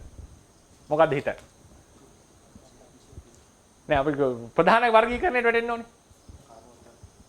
කර්මජ රූප කලාපයක තේජෝ ධාතුවක් තියෙනවා. ඒ තේජෝ ධාතුවෙන් රූපයක් උපදිනවා. මේක ප්‍රධාන වර්ගී මේ දෙවෙනි රූපය ප්‍රධාන වර්ගීකරණයේ මොන ගණයටද වැටෙන්න ඕනේ? නෑ ඒක ප්‍රශ්න නෙමෙයි ප්‍රධාන වර්ගීකරණේ උතුජ රූපයක්. ඒ කියන්නේ ඍතුජ රූපයක් කියලා කියන්නේ. ප්‍රධාන වර්ගීකරණයේ ඍතුජ රූපයක්. හැබැයි ඒ ඍතුජ රූපයේහි මව නැත්නම් තේජෝ කවුරු නිසා හටගත් එකද? කර්මය නිසා හටගත් එකක්. ඒතර පරම්පරා සම්බන්ධය. ලස්සන කතාවක් ඒක. පරම්පරා සම්බන්ධයේ හේතු. ඒවට කියනවා කම්මප්පච්චය උතුජ කියලා ඒවට කියනවා අපි. කම්මප්පච්චය උතුජ. ඒ කියන්නේ කර්මජ කලාපයක තේජෝ ධාතුවෙන් හටගත් උතුජ රූපයක්. හරිනේ? කර්මජ කලාපයේ තියෙන ඕජා රූපයෙන් හටගන්නවා ආහාරජ රූපයක්. කලාපය. ඒකට කියනවා ආහාරජ. හැබැයි ඒක කම්මප්පච්චේ ආහාරජ. හරිනේ? කර්මප්පච්චේ ආහාර. ඒ නිසා සමහර රූපවල පරම්පරා සම්බන්ධය පෙන්වන්නට පුළුවන්. පරම්පරා හේතුවල පරම්පරා සම්බන්ධය. හැබැයි ඒකෙන් කියවෙන්නේ නැහැ කම්මප්පච්චේ උතුජ රූපේ ඍතුජ රූපයක්. එයාගේ හේතුවටයි හැබැයි දැන් මෙහෙම හිතන්න ඔන්න කර්මජ කලාපයක තේජෝ උපද්දවනවා තව රූප කලාපයක්. මේ කලාපය මොනවද ප්‍රධාන බෙදීමේදී වැටෙන්නේ? ඍතුජ කලාප වලට. මේ තේජෝ ධාතුව වැටෙන්නේ මොන බෙදීමටද? තේජෝ ධාතුව මේ කලාපයේ තියෙන තේජෝ ධාතුව මේකෙන් වැටෙන්නේ කර්මජ කියන කොටද. නේද? මොකද මෙයා ඉපදිලා තියෙන්නේ කර්මයකින්. දැන් බලන්න මේ කෙනා මේ දෙවෙනි කලාපය ඍතුජ කලාපයක්. හැබැයි හොයලා ගියාම කර්මයට සම්බන්ධයි. කර්මයට සම්බන්ධයි. හේතුවේ හේතුව. අපි කතා කරනවානේ. හේතුවේ හේතුව. ඒ විදිහට එතන පරම්පරා වශයෙන් උත් සම්බන්ධය අපි දැනගන්නට ඕනේ. ඒ නිසා ওই ටික තමයි ප්‍රධාන වශයෙන් කතා කරන්නේ. මම අනිත් පාඩම් පටන් ගන්න නෑ. ඒක පටන් ගත්තොත් ඒක ගොඩක් ඒක පැයකින් ඉවර ගන්න තමාරු වෙන්න පුළුවන් පාඩම. කොහොම හරි හෙට දවසේ මම ඉවර කරනවා මේ පාඩම. ප්‍රත්‍යুৎපන්නේ සම්බන්ධයෙන්, සන්තතිය සම්බන්ධයෙන් තියෙන එක. ඉතින් මෙතනදී අපි දැනගන්නට ඕනේ අපි කතා කරේ රූපේ හටගන්න හේතු 4යි. ඒ නිසා හටගන්න රූප වර්ග 4යි. ඒ නිසා තියෙන රූප කලාප 4යි, වර්ග 4යි. ඒ නිසා පවතින සන්තති වර්ග 4යි. ඒ වගේ සංඛ්‍යා අපි කතා කරා. ඊට පස්සේ අපි කතා කරා ප්‍රධාන වශයෙන්ම ඒ හේතුවට කියනවා ජනක හේතු කියලා. ජනක හේතු 4යි. ජනක හේතු 4යි. ඒ ජනක හේතු දෙකක් එකතු වෙලා එක ප්‍රතිඵලයක් ලබා දෙනවා. එක රූපයක් උපදිනවා කියලා එකක් නෑ. හැමතිස්සෙම ප්‍රධාන ජනක හේතුවයි තියෙන්නේ. හැබැයි ඒක කලාපයටත් පොදුයි. ඊට පස්සේ කලාපයක් ඇතුලේ රූප සියල්ලම එකම ජනක හේතුවකින් හටගෙන තියෙන්නේ. නානා හේතු වලින් හටගත් රූප එක් කලාපේ තියෙන්නට බෑ. ඊට පස්සේ හැබැයි සමහර තැන්වලදී හේතු දෙක තුනක මිශ්‍රණයක්, හේතු දෙක කීපයක මිශ්‍රණයකින් හට ගන්නවා කියලා එකක් තියෙනවා. ඒ වගේ වට හැබැයි නමුත් ඒකේ තියෙන ප්‍රධාන හේතුව අනුව එයා වැටෙන්න ඕනේ මේ මොකක් හරි හතරෙන් එකකට වැටෙන්නට ඕනේ. ඊට පස්සේ සමහර කලාපවල පරම්පරා හේතුයේ පරම්පරා සම්බන්ධය පේනවා.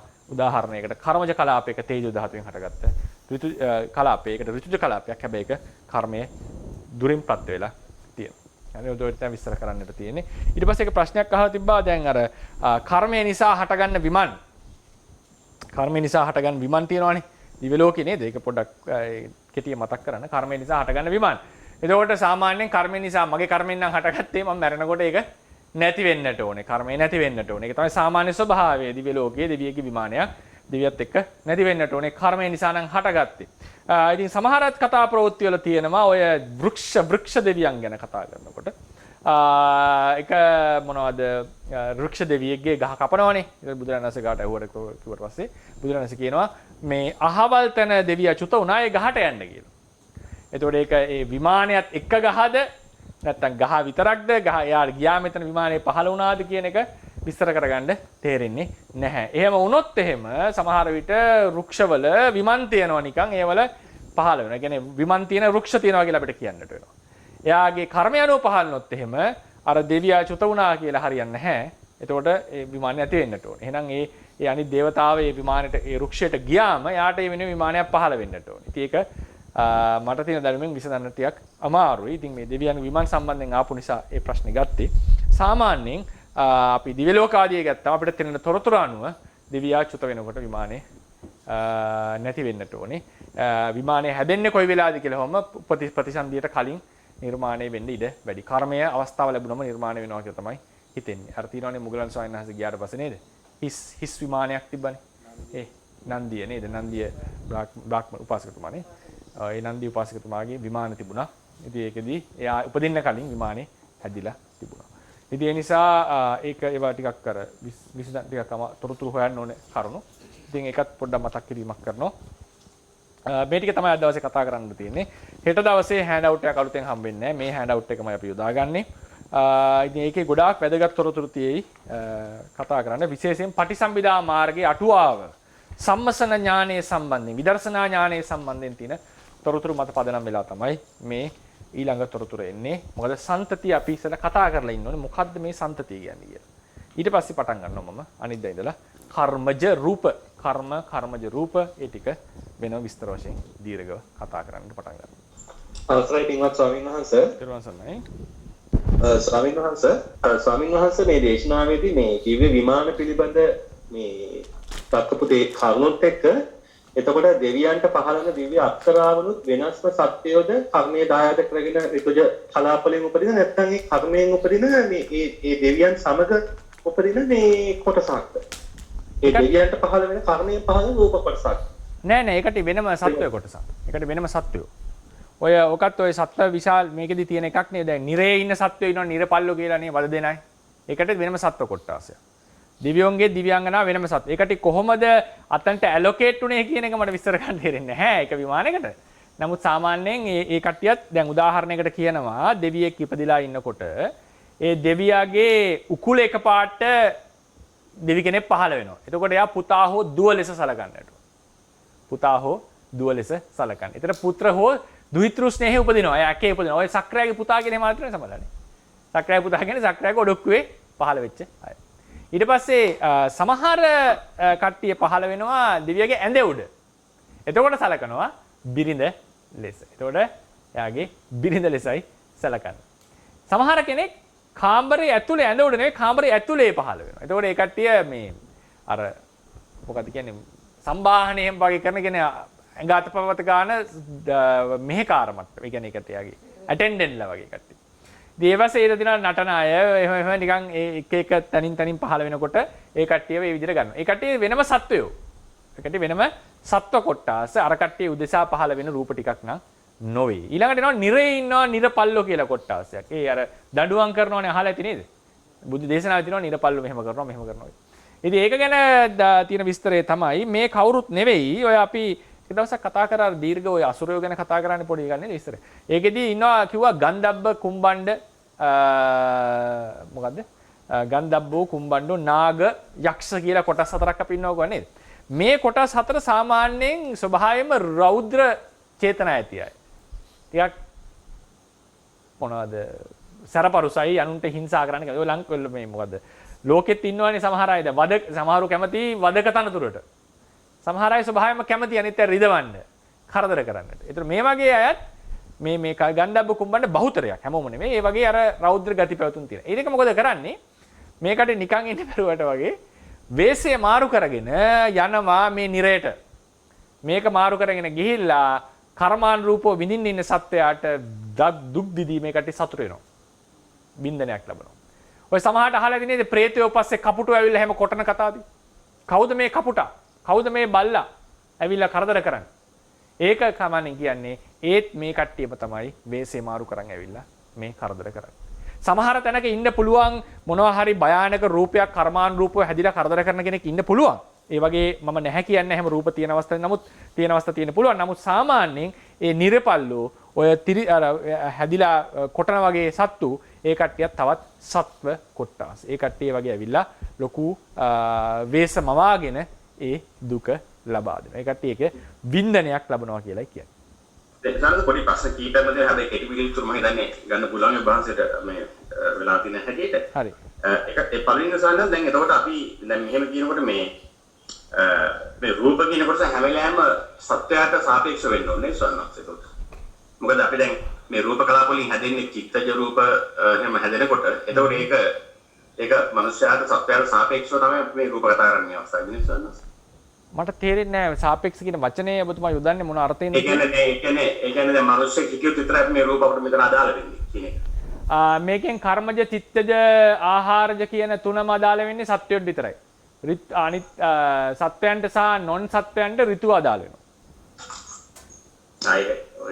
ඒක එක සවනස අනිත් එක මේ දැන් අපි දැන් මේ අර ඔය රූපය පරම්පරාවෙන් ඒ කියන්නේ භවයෙන් භවයට යන්නේ නැහැ කියනකොට ඔව් අපි දැන් ඊළඟ භවයකදී විඥානයක් බැස ගන්නකොට විඥානය පත්‍ය නාම රූප කියනකොට එතන තියෙන රූපය ඒ භවයේ අලුත් භවයේ තියෙන රූපයක් ගැන අපි කතා කරන්නේ තමයි. ඔව් අලුත් භවයේ තියෙන රූපයක් ගැන කතා කරන්නේ. ඒ කියන්නේ සාමාන්‍යයෙන් එතන කලලේ කියන ෆිසිකල් රූපේද එහෙම නැත්නම් විඥානයත් එක්කලා රූපයක් ස්වාමීනි. සාමාන්‍යයෙන් අපි කියන්නේ විඥානයත් එක්ක ඒ වෙලාවේ රූපයක් පහළ වෙනවා. සියුම් රූපයක්. ඒකට කියන්නේ කර්මජ රූප කියලා. ඒකට කියනවා පටිසන්ධි කර්මජ රූපේ කියලා. කර්මයෙන් ප්‍රතිසන්ධියක් ඇති කරනකොට සිත විතරක් නෙවෙයි නාම රූප දෙකම ඇති කරනවා. නමුත් මනුස්ස ලෝකෙදී ඒක ඇති වෙන්න බෑ නිකන් මේසයක් උඩ පුටුවක් උඩ. ඒක ඇති වෙන්නේ මවගේ සහ පියාගේ එකමුතුවෙන් හැදිච්ච මොනවා හරි ඒ ප්‍රදේශයක. ඒ නිසා ඒකේ උපකාරය අවශ්‍යයි මේ රූපයට. කර්මයට මේක උපදවන්න. නිකන් එක තැන්වල උපදවන්න බෑ යාට. සමහර කතා ප්‍රවෘත්ති කීපයක් තියෙනවා මොනවද ඕපාතික උප්පත්තියක් ඒ සංසේදී අපි තියමුකෝ පැත්තකින් එක්සෙප්ෂනල් කේසස් ලෙස. සාමාන්‍යයෙන් මිනිස්සෙක් ගත්තම ඒ එම්බ්‍රෝයි එක අවශ්‍යයි. ඒ කියන්නේ මේ මවගේ සහ පියාගේ සෛල ටික අවශ්‍යයි මේ ප්‍රතිසන්දිය හටගන්න. හැබැයි එතන මවගේ පියාගේ රූප විතරක් නෙවෙයි යම් කර්මජ රූප කියලා කොටසක් එතන හට ගන්නවා සිතත් සමග සියුම් රූප ටිකක්. එයාව තමයි සිත ඇසුරු කරන්නේ. හැබැයි ඒ කර්මජ රූප ටික මේ මවගේ ශරීරයේ තියෙන රූප ටිකත් ඇසුරු කරනවා. ඒ ගැනසන්නත් මේ පිටින් කියන්නේ පෙර භවයෙන් කියන මේ රූප කතාවක් එතන සම්බන්ධ වෙන්නේ නැහැ නේද? නෑ එහෙම එකක් සම්බන්ධ නෑ. එතන කතා කරන්නේ නාමයයි රූපය එකට හට ගන්නවා කියන එක. තවත් පොඩි ප්‍රශ්නයක් අහන්න මේ දැන් කර්මජ පච්චජ පුතුජ රූප කියනකොට ඔව් ඉතින් අපි පරම්පරාවක් සඳහන් වෙනවනේ. ඒතර නමුත් මෙතෙන්දී පරම්පරාවක් කැඩෙනව නේ ස්වාමීනි. මොකද හේතුව වෙනස් එකක්. කම්මප්පච්චේ උතුජ. කම්මප්පච්චේ උතුජ කියලා මහත්තයා කියන්නේ අර පරම්පරා සම්බන්ධයත් එක්ක නේද? එමයි. ඔව්. එතකොට අපිට ඒකේ පරම්පරාවක් ගන්න බෑ නේද සාමනාත්? මොකද දැන් අපි නු කර්මජ රූපයක තියෙන තේජෝ රූපයක් හට ගන්නවා නම් ඔව්. එතකොට ඒ පරම්පරාව ඉදිරින් කැඩෙනව නේද සාමනාත්? අලුත් පරම්පරාවක් නෙවෙයි ඇති නෙති. ඔව් ඒ කියන්නේ මෙහෙමයි ඒක වෙන්නේ. හොඳ ප්‍රශ්නයක් ඒ. කර්මජ රූප පරම්පරාව මෙහෙම කියලා හිතන්නකෝ. දැන් මේක යනවා දිගටම. එතකොට මේකේ තියෙන තේජෝ ධාතුවෙන් මේක තව පරම්පරාවක් හට ගන්නවා. මේක ඊට පස්සේ ඒකේ තේජෝ වලින් තව එකක්. කොහොම යනවා ඔක. එතකොට මේක වෙනම පරම්පරාවක් මහත්මයා. මේක වෙනම පරම්පරාවක්. එතකොට මේ පරම්පරාවේ මේ අලුතෙන් හැදිච්ච පරම්පරාවේ ආරම්භයේ තියෙන්නේ කර්මජ රූප කොටසකින් ආපු එකක් එළියට. මේක දිගටම යනවා නවත්තන්න.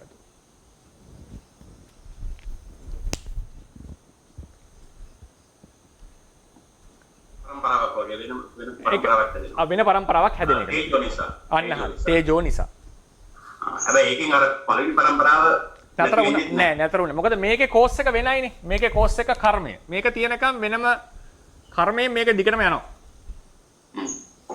මේකේ කෝස් එක මේක හැබැයි යන්න පුළුවන් සීමාවක් තියෙනවා. මේක නතර වෙනවා ගිහිල්ලා 12ක් ගිහලා නතර වෙනවා. 10ක් හෝ 12ක් ගිහලා ඔක නතර වෙනවා. මොකද මෙයා පවර්ෆුල් නෑ ලොකුවට. මෙයා කෙටි දුරයි තියෙන්නේ.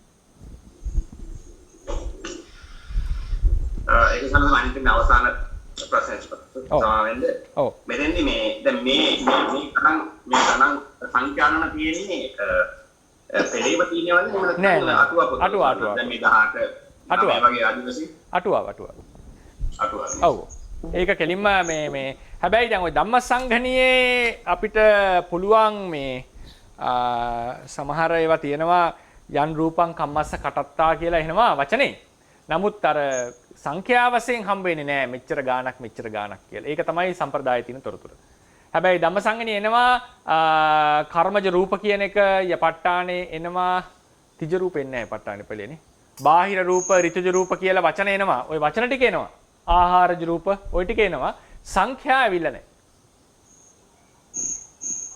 ගත්ත ස්වාමීන් වහන්සේ ඔව් ස්වාමීන් වහන්සේ පොඩ්ඩක් කතා කරපු විදිහට ස්වාමීන් වහන්සේ යක්ෂ නාග කුම්බාණ්ඩ සහ ගන්ධබ්බ කියන හතර වර්ගයේ හතරවරම් දෙවිවරුන්ගේ සේනාව කියලා මේ ස්වාමීන් වහන්සේ අටනාරි සූත්‍රයේ තියෙන්නේ. ඔව් එතකොට එයාලාගෙන් ආරක්ෂා වෙන්න මේ අද පාඩමට දාන්න නැතුව ස්වාමීන් වහන්සේ මම අහන්නේ එයාලාගෙන් ආරක්ෂා වෙන්නද සතර ආටනාරි සූත්‍රයේ අර සක්බුදුවරුන් ගැන දේශනාවක් තියෙන්නේ. ඔව් ඒ කට්ටිය ටිකක් කරදර කරන අය ඉන්නවනේ ඒ කට්ටිය. සමහර අය පසන්නා සමහර අය අප්පසන්නා. ප්‍රසාදයෙන් අප යේබුයේන කෝපන වන්තේ භගවතෝ අප්පසන්නා. භගවත බහුතරයක් අප්‍රසාදයෙන් ඉන්නවා. ඒ නිසා ඒ කට්ටියගෙන් ආරක්ෂාවට තමයි. තේසං ගුත්තිය ආරක්ඛාය පාසු විහාරය. ආටනාරි දේශනා. හොඳයි ස්වාමීන් වහන්සේ. මම හිතන්නේ පොඩ්ඩක් ඉන්න ආනන්ද මහත්තයා මම ප්‍රශ්නයක් අහන්න ගියා නේද? ඒකේ විස්තරය. ඒක ඉවරද නැහැ. පොඩ්ඩක් අවස්ථාව දෙන්න. නෑ සාරද ඒක මම හිතන්නේ. හරිනේ. හරි. එහෙනම්. බොහොම පිං ඔබ. හරි. හරි. අහන්න මෑණියෝ අහන්න. හරි. ස්වාමීන් වහන්සේ මට පොඩි ප්‍රශ්නයක් තියෙනවා අහන්න පුළුවන්ද? අහන්න. මේ දැන් සමහර වෙලාවට අපි ඉගෙන ගන්නවා කර්මජ රූප 20ක් කියලා. එතකොට චිත්තජ 17 එහෙම මේ උපච්ඡේ සාන්තතිය ඇවිල්ලා වෙනස් වෙන්නේ. ඒ මොකක්ද හේතුව ස්වාමීන් වහන්සේ? ඒක මම දීර්ඝව කතා කරනවා මේ පාඩම අවසානයේදී. එදාට මම කියන්නේද? හොඳයි ස්වාමීන් වහන්සේ. ඒ කියන්නේ ඕක 18 වෙන්න පුළුවන් 20 වෙන්න පුළුවන් 22 වෙන්න පුළුවන්. ක්‍රම තුනක් තියෙනවා. හොඳයි. මේකට හේතුව උපචේ හා සන්තති වලට ප්‍රත්‍යයන්ගෙන් ලැබෙන උපකාරය. සජරතා අනිච්චතා සලකන හැටි. ඒ නිසා ඒක ක්‍රම තුනකට විස්තර 18 20 22. චිත්තජ රූප 15 17 19, ඍතුජ රූප 13 15 17, ආහාරජ රූප 12 14 16. ඒ ඔක්කොම ටික විස්තර කරලා දෙන්නම්. තේරුවන් සල්මයි ස්වාමීන් මම ශාන්ති කතා කරන්නේ. ස්වාමීන් වහන්සේ දැන් අර අන්තිමට කිව්වේ අර ශාක්‍යයක් වගේ එනවා කියලා. ඒක උදාහරණයක් ගන්න පුළුවන්ද? ටියුමර් එකක්, කැන්සර් එකක් එහෙම හැදෙනකොට ශාක්‍යයක් වගේ කියලා මම මේ ඇඳපු එකද? ඔව් දැන් ඒ වගේද ටියුමර් එකක් ඇඟේ හැදෙනකොට නෑ මේක කතා කරේ එහෙම එකක් නෙවෙයි මෑණියෝ. මේ කතා කරන්නේ චිත්තජ රූප પરම්පරාවක් යනකොට ඒක නිසා තව රූප પરම්පරා හැදෙනවා. ඒවා වැඩි කල් තියෙන්නේ නැහැ. ඔය එළියට එනවා වැඩි කල් තියෙන්නේ නැහැ මෑණියෝ. ඒවා අපි යෝග ඉස්සරට කියනවා මේ චිත්ත කම්මප්පච්චේ උතුජ પરම්පරාව තියෙන්නේ රූප 12යි. මං කියවනේ සමහර තේජෝ උපදවන්නේ නැහැ කියලා. රූප කලාපනේ. ඒ කිව්වේ ওই 12 අවසාන තේජෝ උපදවන්නේ නැහැ මොනවත්. ඒක එහෙම ඒ પરම්පරාව නැති වෙනවා එතන. එතකොට කොහොමද එක්ස්ප්ලেইন කරන්නේ ස්වාමීන් වහන්සේ ඔය මේ ටියුමර්ස් වගේවද? ගමන් කැන්සර් එකක් වගේ ඒක අපි ඍතුජ පාඩමේදී කතා කරමු. එදාට එනවා එක. සහ වෙනම රෝග කියලා පාඩමක් මම ගන්නවා කතා කරනවා. ඒකේ අපි ඔය ටික කතා කරමු හොඳට. එතකොට මේ ඒ රෝග වලට එන්න කලින් අපි ඍතුජ රූප ටික ඉස්සරලා විස්තර කරගන්න. මොකද ඇඟේ තියෙන ඍතුජ රූප කොටස් කීපයක්. ඔය එකක් තමයි සීත උෂ්ණ පරිසර වලට ගියාම වෙනසක් එන්නේ. ඊට පස්සේ තියෙනවා කෝයිස්, ඒ කියන්නේ අපේ ප්‍රධාන ඍතුජ රූප ටික අම්මගේ තාත්තගෙන් ආපු ටික. ඒකේ પરම්පරාව. ඔය සෛලේ බෙදිලා යනවා කියන්නේ ඒකට. ඊට පස්සේ ආහාර වලින් එකතු වෙන ඍතුජ රූප ටික. මේ ඔක්කොම තමයි මේ එසෙන්ස් එක. ඉතින් ඒ නිසා ඒකේ પરම්පරාව කොතෙක් දුල් පවතිනවද කොහොමද යන්නේ කියන එක අපි කතා කරලා ඒක එදාට විසඳගමු. හරි සර්. හොඳයි. පෙරවන් සරණයි සම්මාංශ. පෙරවන් සරණයි. මම දී උපාසකතාව චන්දිකා සම්මාංශ කර්මජ රූප ප්‍රතිසන්දි සිතත් සමග කායදසක භාවදසක වාස්තුදසක කර්මජ රූප දෙන්න පාල වෙන්නේ. ඔව්. ඒවට මේ ශේෂ්ඨයක් විදිහට මවගෙන් පියාගෙන් ලැබෙන ස්ටයිල් අයිති වෙන්නේ මොන වර්ගයකද? ඒවා ඍතුජ රූපනේ. ඍතුජනේ සර්. ඔව් ඒ ටික ඇත්තටම කිව්වොත් ඒ ටික තමයි අන්තිමට ප්‍රධානම රූප ටික වෙන්නේ අපි. කර්මජ රූපයෙන් හටගන්න අපි අභිධර්ම ඉගෙන ගද්දි කියනවා දැන් ඉගෙන ගත්තා ඒ අහලා ඇති ප්‍රතිසන්දි හිතේ උපාදක්ෂණේ කර්මජ රූප. ප්‍රතිසන්දිස්සනේ තිතික්ෂණේදී ඔක මූල ටීකාවේ වෙනස් විදිහට යන්නේ. අටුවාවට තිතික්ෂණේදී ඒ තේජෝ ධාතුවෙන් ඍතුජ රූප හට ගන්නවා කියලා කියනවා. හරිනේ? ඒ ඍතුජ රූප પરම්පරා කම්මප්පච්චේ උතුජ ඒක පවතින්නේ චිත්තක්ෂණ මේ પરම්පරා 12යි. ඒක නැති වෙනවා. එතකොට මේ ඍතුජ රූප પરම්පරාවක් තියෙනවා. ඒ પરම්පරාවේ ඒක කියන අටුවාවේ ඒ પરම්පරාව අවුරුදු 100 ගාණක් යනවා. දැන් පර්වතවල එහෙම අවුරුදු 1000 ගණන් යනවා ඒ પરම්පරාව. ඒක එහෙම නැති වෙන එකක් නෙවෙයි. ඒක හරි ප්‍රබල પરම්පරාවක්. ඒක තමයි මේ කතා කරන එක. ඒ නිසා මම හැමතිස්සෙම නිතර කියලා දී ඍතුජ රූප වර්ග දෙකක් තියෙනවා ශරීරේ. ප්‍රධාන ඍතුජ රූප කොටස සහ උතු සමාගමේ උතු කියලා. එතකොට අර ප්‍රධාන ඍතුජ රූප ටිකට දායකත්වයේ ලැබෙන ක්‍රම දෙකක් තියෙනවා. මවගෙන් පියාගෙන් ආහාර වලින්. තව ඕනනම් පාන වලින්, ඉරු එළියෙන් එහෙම ගන්න පුළුවන් අණු වශයෙන්. ප්‍රධාන වශයෙන් ආහාර වලින් සහ මව පියාගෙන්. ඒ ටික තමයි යන්නේ ප්‍රභාව. ඒකනේ අපි කොතනින් ගත්ත DNA එක සමාන නේද? ඒ වගේ ලක්ෂණයක් මේ තියෙන්නේ. ඉතින් ඒ නිසා ඒ ටික තමයි මේන් එසෙන්ස් එක. ඒක තමයි හැසිරෙන්නේ අර මහත්මයාත් අහුවා වගේ මුලින්ම කර්මජ රූප ටිකක් පහළ වෙනවා. ඒක පහළ වෙන්නේ මේ සිතත් එක්ක. ඒක කලින් භවයෙන් එනව නෙවෙයි. ඒකනේ කියන්නේ කිසි දෙයක් යන්නේ නැහැ භවයෙන් භවයට කියලා. හැබැයි પરම්පරා සම්බන්ධය තියෙනවා. ඒ භවයේ කර්මයකින් භවයට සම්බන්ධ කර්මයකින් තමයි උපදින්නේ. ඉතින් එතකොට අර සර්ෆේස් එක වගේ වැඩ කරන්නේ. මෙයා ඍතුජ රූප ටික. ඒක ඍතුජ රූප ටිකක් නෑ. සයන්ස් මේ දැන් කර්මජ රූපේ ආපත් ලෙස පවතිනත් අපේ සිල් රැකීම වැදගත් වෙනවා සයන්ස්.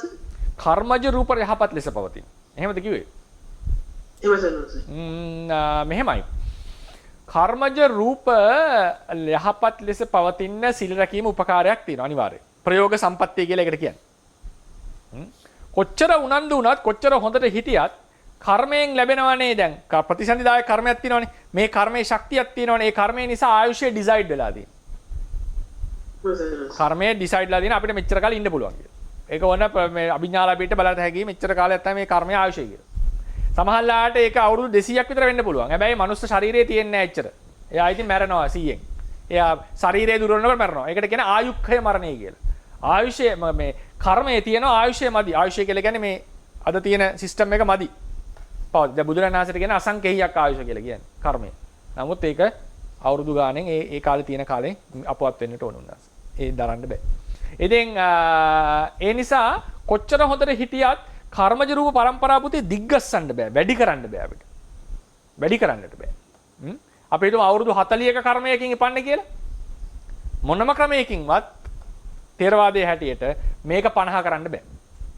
හැබැයි අවුරුදු 100ක කර්මයකින් උපන්නේ ශරීරයේ පොඩි පොඩි ප්‍රශ්න ඇවිල්ලා මැරෙන්න යන කෙනා. එතකොට කර්මය තාම තියෙනවා. කර්මයේ හැකියාව වෙන වෙන සාධක නිසා මැරෙන්න පුළුවන්. එතකොට බෙහෙත් ආදී දීලා ඕනනම් දිග්ගස්සන්න පුළුවන්. දැන් බුදුරජාණන් වහන්සේ කියන මට අවශ්‍ය නම් අවුරුදු කල්පයක් හෝ කල්පාවශේෂය කල්පය කියලා කියන අවුරුදු 100ක් හෝ තවත් 120ක් ඉන්න තිබ්බා කියලා. ඒ කියන්නේ 120ක් දක්වා 80න් අපවත් වෙනවනේ. පිරිනම් පාරන්නේ 100ක් හෝ 120ක්. එතකොට ඒක කියන්නේ හේතුව තමන් වහන්සේගේ කර්මයේ තියෙනවා බොහෝ කල ජීවත් කරන්න තරම් හැකියාව. එහෙම හැකි කෙනෙක්ට තමයි අනිත් සාධක ටික හරිගස්සගෙන නිරෝගී වෙඳලා ඉන්නට පුළුවන්. ඊට පස්සේ සමහර වෙලාවලට කර්මජ රූප ටික තියෙනවා අවුරුදු 100ක් ජීවත් වෙන්න. එතකොට කර්මජ රූප ටික තියෙනවා මේකේ දිගට යන්නට. කර්මජ රූප ටික තියෙනවා 100ක් වෙන්නට. නමුත් වෙන වෙන සාධක මත කර්ම ඇවිල්ලා වෙන වෙන බාධක මත අයහපත් වැඩ නිසා මේක අවුරුදු 40න් ජීවිතේ මැරෙන්නට පුළුවන්. වෙන කර්මයක් එන්නට පුළුවන් එයාව හානි කරන්න. පෙර කරපු අකුසල කර්මයක්. එතකොට ඒ වගේ වෙලාවට සිල් රැක්කම වෙන්නේ අර ඉදිරිපත් වෙච්ච කර්මයේ ඉදිරිපත් වෙච්ච බාධා ටික දුරු වෙනවා සීලේ නිසා. ඒ නිසා කර්මජ රූප ටිකට හොඳට පවතින අවස්ථාව ලබා දෙනවා. චිත්තද රූප ප්‍රසන්න වීම නිසා කර්මජ රූප බොහෝ වෙලා පවතිනවා. හොඳට පවතිනවා ක්‍රියාත්මක වෙනවා. ඒ නිසා සිල් රැකීම ගුණවත් බව කියන එක අනිවාර්යෙන් හොඳයි. මේක වැඩි වෙන හැබැයි ආයුෂය වැඩි කරන්නට බෑ. ආයුෂය වැඩි කරන්නට බෑ. ඒතර කාර්යයක් තියෙන්න පුළුවන්. අපි මෑණිය කෙනෙකුත් අහුවා මම හිතන ලාවට ආයු වඩන කුමාරයාගේ කතාව. අවුරුදු දවස් 7 මැරෙන්න හිටිය කෙනා අවුරුදු 120ක් කරා දීර්ඝ වුණා නේද? දිග ගැස්සුණා. කොහොමද ඒක වුනේ? එයාට තිබුණේ වෙන බාධකයක්. එයාගේ ආයුෂයේ තිබුණ අවුරුදු 120ට එහා යන්නට යාට. කර්මයේ තිබුණ බලය. වෙන බාධකයක් ආවේ යක්ෂයෙක් ඇවිල්ලා කන්නට. ඒක බොහෝ දුරට කර්ම විපාකයක්. ඒක කියලා නෑ කර්ම විපාකයක්ද නැද්ද කියලා. ඉතින් කරේ මොකද්ද? ඒකට පරිත්‍රාණ ආදී හේතු සාධක. මොකද සමහර ඒවා තියෙන පුළුවන් බාහිර කෙනෙක්ගේ ක්‍රූරත්වයේ වෛරය නිසා මැරෙන අය. කර්මයක් නොතිබී. ඒක අපි කර්ම පාඩමේදී කතා කරමු. උපච්ඡේදක කර්මය ගැන. ඉතින් එතනදී කියනවා පැහැදිලිවම ථේරවාද සම්ප්‍රදාය හැටියට අටුවාවේ තියෙන ප්‍රතිසන්දි කර්මයේ දිග වැඩි කිරීමක් කරන්න බෑ. ඒතර කියනවානේ අභිවාදන සීලිස්ස නිච්ඡං බුද්ධාපි චායිනෝ චත්තාරෝ ධම්මා වඩ්ඩಂತಿ ආයු වන්නෝ සුඛම් බල. නිතර නිතර වැඩි හිටියන් වන්දනා කරන කෙනා කර්ම 4ක් වැඩෙනවා. ආයු වර්ණ සැප බල. හැබැයි මේකෙන් සැබවින්ම වර්ධනය වෙන්නේ වර්ණ සැප බල. පාට ලස්සන වෙන්න පුළුවන්. සැපේ වැඩි වෙනවා, බලය වැඩි වෙනවා. ආයුෂයේ වැඩිවීම කොහොමද විස්තර කරන්නේ? ආයුෂය සම්පූර්ණයෙන් ගෙවීමට ඇති බාධා ඉවත් කරනවා. ඒ කියන්නේ ඔබ යම් කර්මයකින් ආයුෂ ලැබුවා නම් ඒ කර්මය පරිපූර්ණව ගෙවන්නට අවස්ථාව ලබා දෙන එකයි ආයු වර්ධනය කියලා එතන කියන්නේ. එහෙම නැතුව අවුරුදු 50ක කර්මයකින් ඉපදිච්ච කෙනා අවුරුදු 60ක් කරන්නට හැකියාවක් නැහැ. මොකද ඒ කර්මය කරලා ඉවරයි. කර්මය කරලා ඉවරයි. ඒ කර්මය දැන් අවකාශ ලැබපු කර්මයක් නැවත ආය බල ගන්නවලා කරන්න ක්‍රමයක් නැහැ. ඒක විය නොහැක්කක්. ඉතින් ඒ නිසා එතන ආයු වර්ධනය යනු සම්පූර්ණ කර්ම ආයුෂයේ ගෙවීමටදී බාධා ඉවත් කරලා දෙන එක.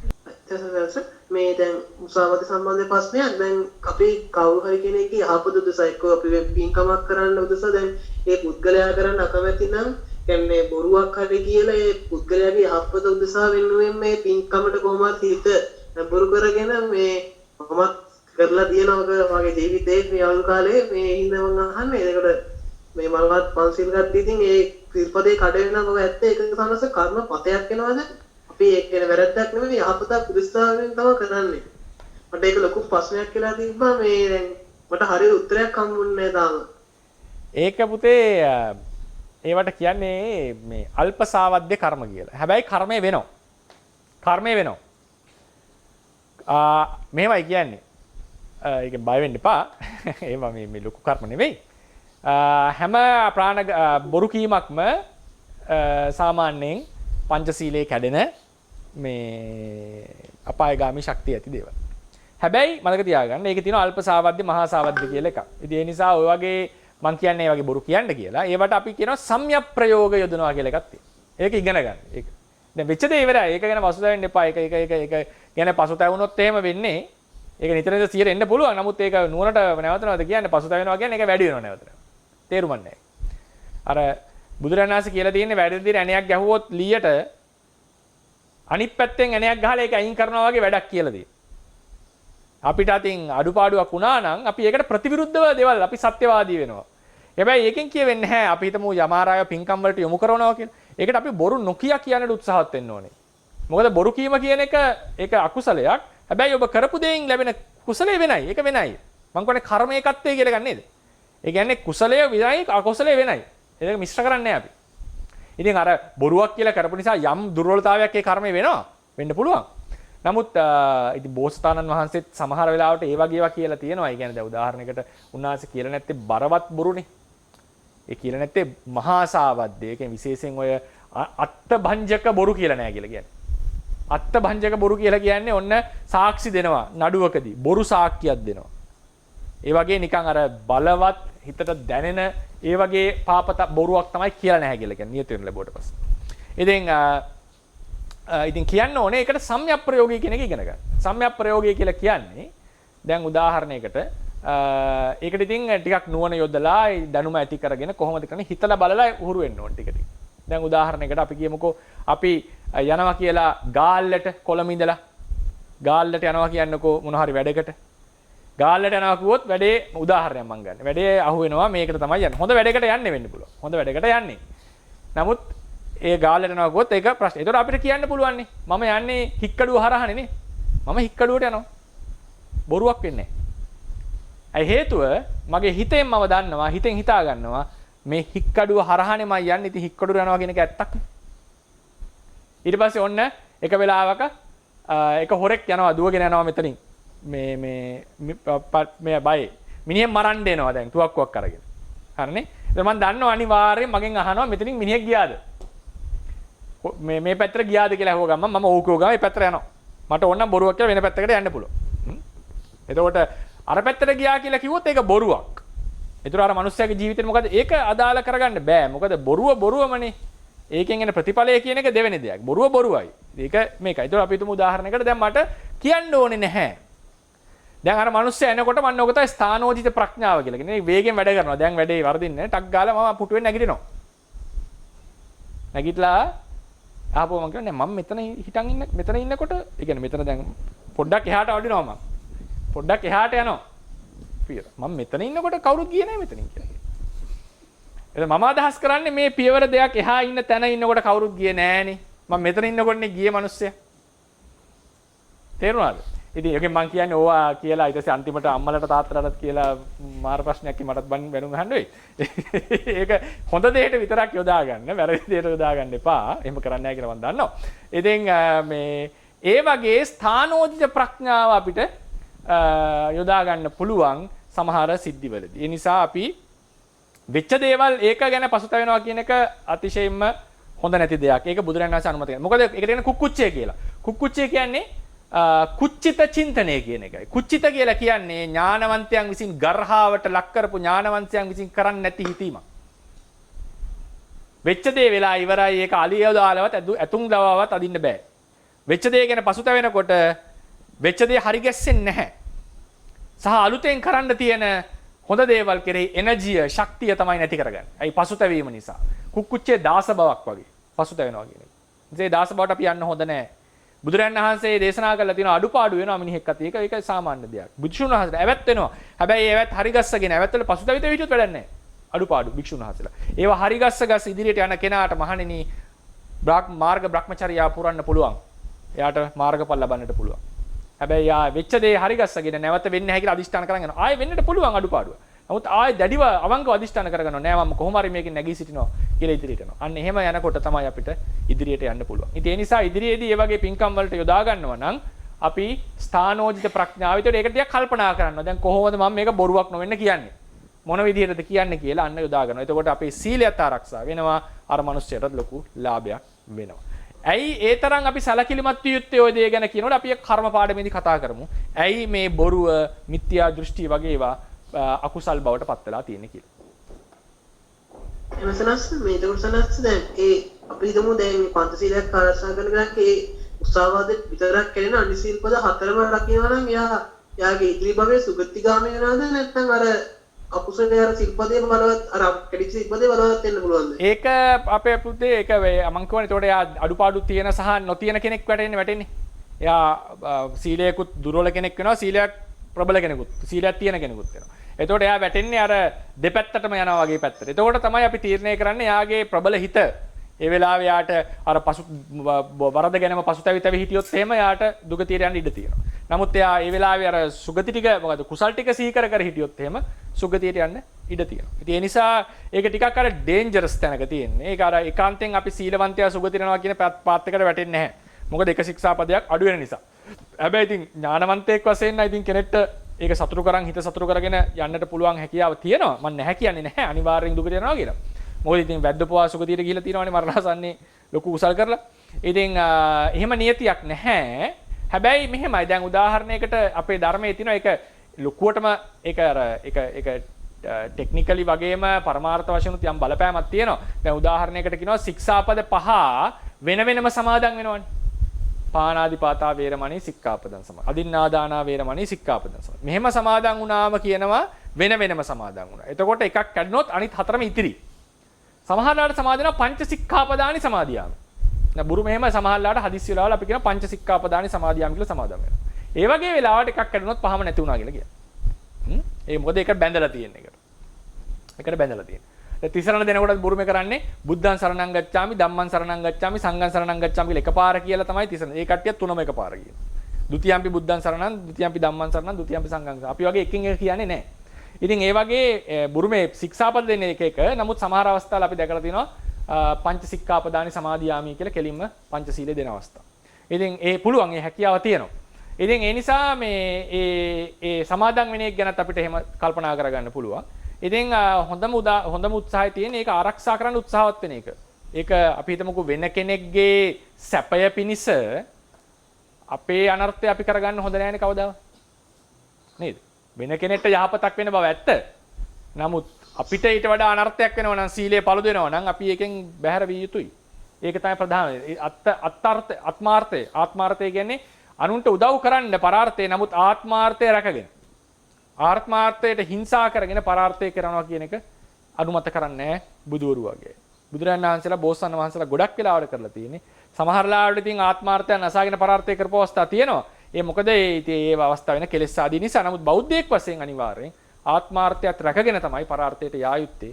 ඒ නිසා අපි ඒ පුළු අදිෂ්ඨාන කරන්න ඕනේ පංචශීලයේ රැකගෙන බොරුවකුත් නොකියම අනිත් අයව ඒ පාරට යොමු කරනවා කියන. සමහර තැන්වලදී එතකොට සීමා තියෙන්න පුළුවන්. ඒක තමයි ඇත්ත ඉතින්. සමහර ලාවට අපිට මොනවත් කරන්න බැරි අවස්ථා තියෙනවා. අපිට ඒක මේව කරගන්න බැරි අවස්ථා තියෙනවා. ඉතින් ඒකෙදී යම් වරද වලින් තමන්ගේ අවාසිය පිණිස නම් බොරු කියන්නේ ඒතර කොහොමත් ඒක අවුලක් නේ.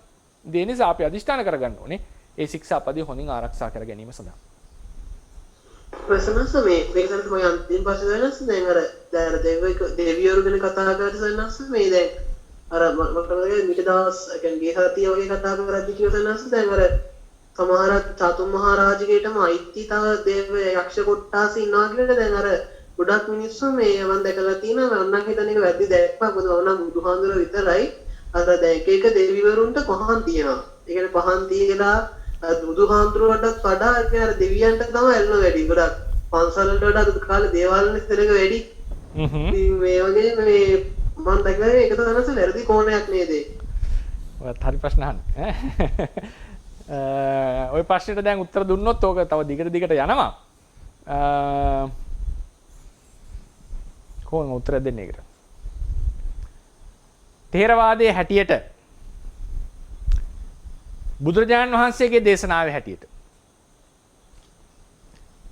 බුද්ධ දෙවියන්ට පුද පූජා පැවැත්වීම වාරණය කොට නැත. මහා නාම සාක්‍යයට පවසනවා ආර්ය ශ්‍රාවකෙක් දෙවියන්ට බලි පූජා පවත්වනවා. බලි කියන එකේ අදහස සත්තු මරලා පූජා කරන එක නොයි.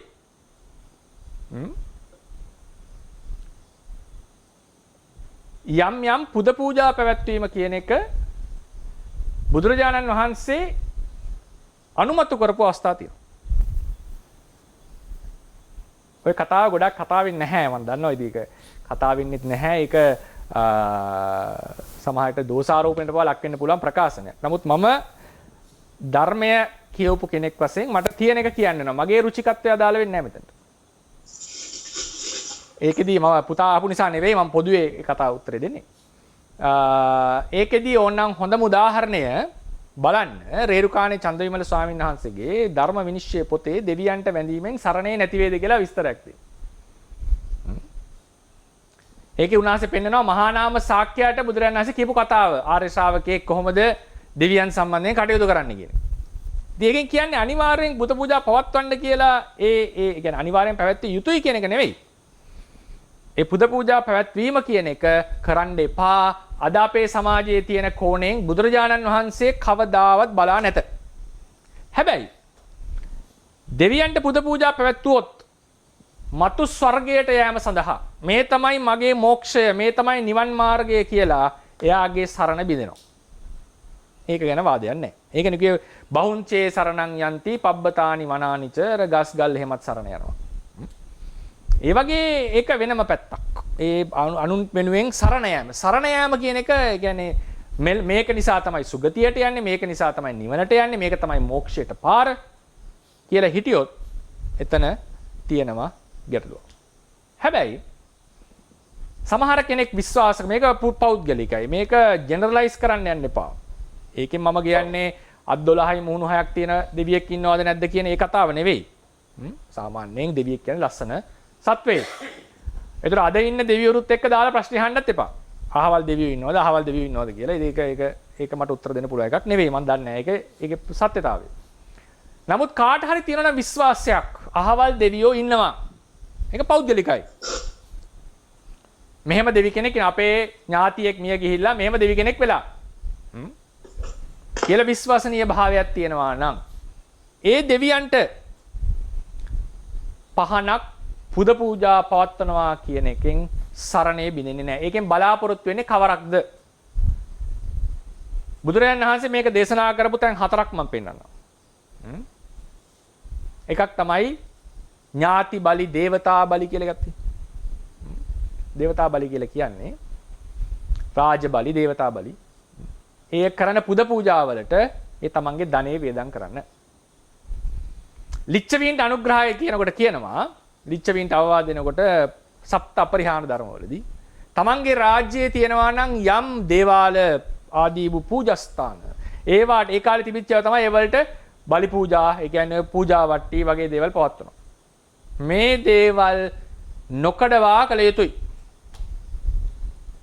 නොකඩවා කළ යුතුයි.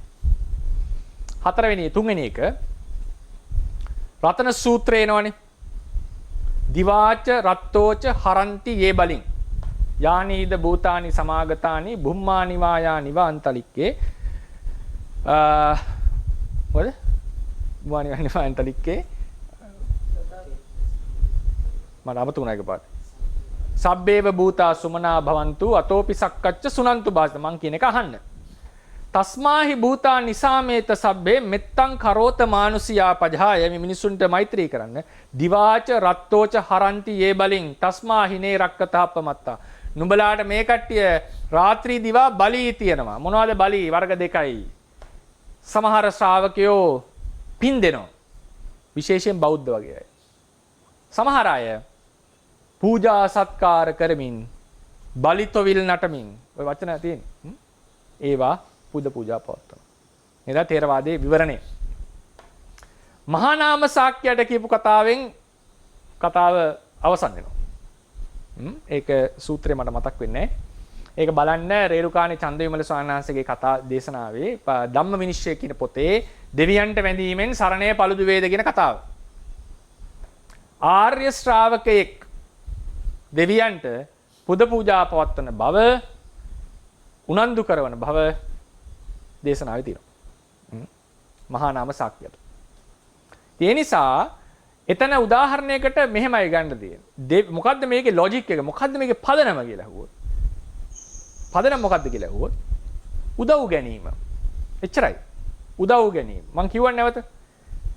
නිවනට යන්නේ සුගතියට යන්නේ දෙවියන් වැඳීමෙන් පමණක් කියලා කිව්වොත් නිසා කියලා කිව්වොත් ඒක සඳහා නම් දෙවියෝ වඳින්නේ කුසල් මොනවත් නොකර ඒක අදාළ නැහැ. ඒක සරණේ ඒක අඥාන කඩක්. ඒක මිත්‍යා දෘෂ්ටියක් වෙනවා ඊට පස්සේ. උදව් ගන්නවා කියන්නේ මොකද්ද? සමහර වෙලාවලට ලෙඩ දුක් වලට, වගා කටයුතු වලට, ගොවිතැන් කටයුතු වලට, ලෙඩ දුක් වලට සහ අටුවා කියනවා රාජ්‍යයන් අතර යුද්ධවලදී. තුන. මෙයවලදී සමහර අදෘශ්‍යමාන බලවේග වලට උදව් කිරීමේ හැකියාව තියෙනවා. ජාතක කතාවේ ඕන තරම් තියෙන කතානේ. උදව් කරපු අවස්ථාව ඇවිල්ලා බෝසතාණන් වහන්සේට දෙවිවරු ඇවිල්ලා. එන්න ඒ කියන උදව්ව ලබා ගන්නට කවුරු හරි පුද පූජා පැවැත්වුවොත් මොකක්ද එතන තියෙන ලොජික් එක? මොකක්ද එතන වෙන්නේ? එතන වෙන්නේ දෙවියන් කියන අයත් සාමාන්‍ය සත්ව කොට්ටාසෙ. ඒකට කැමති Tamanට වන්දනාමාර ගරු සත්කාර කරන අයට. ඕන මිනිස්සෙක් එහෙමනේ. දැන් අපේ ಗುಣ වර්ණනා කරනවා නිතර වන්දනාමාන කරනවා නම් අපිට මොකක් කර අදිස්සියක් විචලා උදව්වක් ගන්න හිතනවා මේ මිනිස්සුන්ට. ඒක මිනිස්සු අතරත් තියෙන දෙයක් නේ. රටේ පාලකෙක්ටවත් එහෙමනේ. රජුරුවන් ගාඩක ස්තෝත්‍ර කියලා නැවත නැවත කරනවා රජුරන්ට මොකක් කර අදිස්සිය උදව් ගන්න හිතෙනවා. ඒ වගේ සිද්ධියක් මෙතන සිද්ධ වෙන්නේ. ඒකෙන් කියන්නේ පූජා වට්ටියෙන් දෙවියන්ට ප්‍රයෝජනයි කියන එක නෙවෙයි. බලිදොවිල් නැවිට එයා මොනවත් වෙනවා කියන එක නෙවෙයි. එයාගේ මට ගැති කෙනෙක්, මට බැඳිච්ච කෙනෙක් කියන, මට ගරු කරන කෙනෙක් කියන හැඟීම එනවා. හැඟීම එනවා. මේක මේ මනුස්ස ලෝකෙට සීමා වෙච්ච දෙයක් කියලා හිතන්න එපා. මේක බ්‍රහ්ම ලෝකෙත් තියෙන දෙයක්. අහලා තියෙනවද බ්‍රහ්ම පාරිසජ්‍ය, බ්‍රහ්ම පුරোহিত, මහා බ්‍රහ්ම කියලා කට්ටිය? බ්‍රහ්ම පාරිසජ්‍යයන්ට බ්‍රහ්ම පුරোহিতයෝ පේන්නේ නැහැ. බ්‍රහ්ම පුරোহিතයන්ට මහා බ්‍රහ්මයෝ පේන්නේ නැහැ. assume. හැබැයි බ්‍රහ්ම පාරිසජ්‍ය කියලා කියන්නේ මහා බ්‍රහ්මයන්ගේ සේවකයෝ. බ්‍රහ්ම පුරোহিতයෝ කියලා කියන්නේ ඒ කට්ටියගේ අතවැසියෝ. මොකද්ද මෙතන අතවැසි බව, සේවක බව පේන්නේ නැත්තම් ගිහිලා උපස්ථාන කරනවා කියලා එකක් නෙමෙයි මේ ආනන්ද ස්වාමීන් වහන්සේ බුදුරණන් වහන්සේට කරා වගේ. මෙතන කියන්නේ බ්‍රහ්ම පාරිසජ්ජාය මහා බ්‍රහ්මයන්ට වඳිනවා. බ්‍රහ්ම පුරোহিতය මහා බ්‍රහ්මයන්ට වඳින හැබැයි පේන්නේ නැහැ ඒකට. මේ කරන්නේ මනුස්ස ලෝකවල නොපෙනෙන දෙවියන්ට වඳින්නා වගේ බ්‍රහ්මයෝ ඉහළ ඉන්න බ්‍රහ්මයන්ට වඳිනවා. ඒ Tamanට වඩා ඉහළ අදෘශ්‍යමාන බලවේගයකට ඒ කටයුතු කරනවා කියන එක ඒක ලෝකේ සාමාන්‍ය සිද්ධියක්. ඒක මනුස්ස ලෝකෙත් තියෙන දෙයක්. ඉතින් ඒක පස්සේ දැන් ඒක කරලා කරමින් අර වගේ සුගතියට යන්න ඊට පස්සේ ඔක්කොම ධනෙ ටික ලැබෙන්න පාඩම් කරන්න නැතුව කියලා විභාගයක් පාස් වෙන්න ඒවා මේකෙන් කරගන්න බෑ. ඉතින් ඒක සාමාන්‍ය දෙයක් නේ. එහෙම එකක් නෙමෙයි මේ කියලා තියෙන්නේ. මේ කියලා තියෙන්නේ ඕවරෝල් යම්. දැන් පිරිත් කියනවා කියලා කියන්නේ අපි. පිරිත් කියනවා කියන එකෙන් දැන් පිළිකාවක් හොඳ කරන්න බෑනේ එහෙම පිරිතක් කියලා ලොකුවට. නමුත් ඒ කියන්නේ සමහර ඒවා හොඳ වෙනවා ඉන්න පුළුවන්. සමහර ඉතින් ඒක අපිට තේරෙනවා එහෙම පිරිත් කිව්වා කියලා හැමතිස්සෙම ලෙඩ හොඳ වෙනවා කියලා එකක් නැහැ. නමුත් අපි නිතර පිරිත් කිව්වම අපිට ලොකු මානසික ශක්තියක්, යම් සත්‍යක්‍රියාවක්, යම් කිසි ප්‍රබෝධයක්, කුසල ශක්තියක්, ප්‍රයෝග සම්පත්තියක් මේ වගේ දේවලින් අපිට ලොකු ආරක්ෂාවක් තියෙනවා. ඒ වගේ සිද්ධියක් තමයි මෙතන අදහස් කරන්නේ. මොකද්ද? ඒ පුද පූජා ආදී පැවැත්වීම තුළින් අර වගේ යම් ආරක්ෂාවක්, ඔවුන්ගේ ප්‍රසාදයක්, හදිස්සියකට උදව් වීමක්, පුළුවන් දායකත්වයක් Tamanට ලැබෙනවා කියන එක. රේරුකාණේ ස්වාමීන් වහන්සේ මෙහෙමයි ඔය තර්කෙ ගේන්නේ. චන්දවිමල ස්වාමීන් වහන්සේ. යම් කෙනෙක් කියනවා නම් බලන්න උන්වහන්සේ ධර්ම විනිශ්චය පොතේ ඇති. දෙවියන්ට පුද පූජා පවත්වලා උදව් ඉල්ලීමෙන් සරණ බිඳිනවා කියලා. වෛද්‍යවරයෙක් ගාවට ගිහලා උදව් ඉල්ලීම වගේමයි කියලා හිතන්න කියලා. ඒක තේරෙන්නේ මෙලෙස තියෙනවා මේ පේන කෙනකින් ඊළඟට නොපෙනෙන කෙනෙක්ගෙන්. ඒ නොපෙනෙන කෙනා කියන එක නොපෙනෙනවා කියන එකයි විශ්වාසය කියන එක දෙකක් නේ. අපි බුදුදහම ඇටියට දෙවියෝ ඉන්නවනේ. නැහැ කිව්වොත් ඒක වෙනම ප්‍රශ්නයක් නේ. ඒකට උදව් කරන්න පුළුවන් කියන එකත් අපි පිළිගන්නවනේ.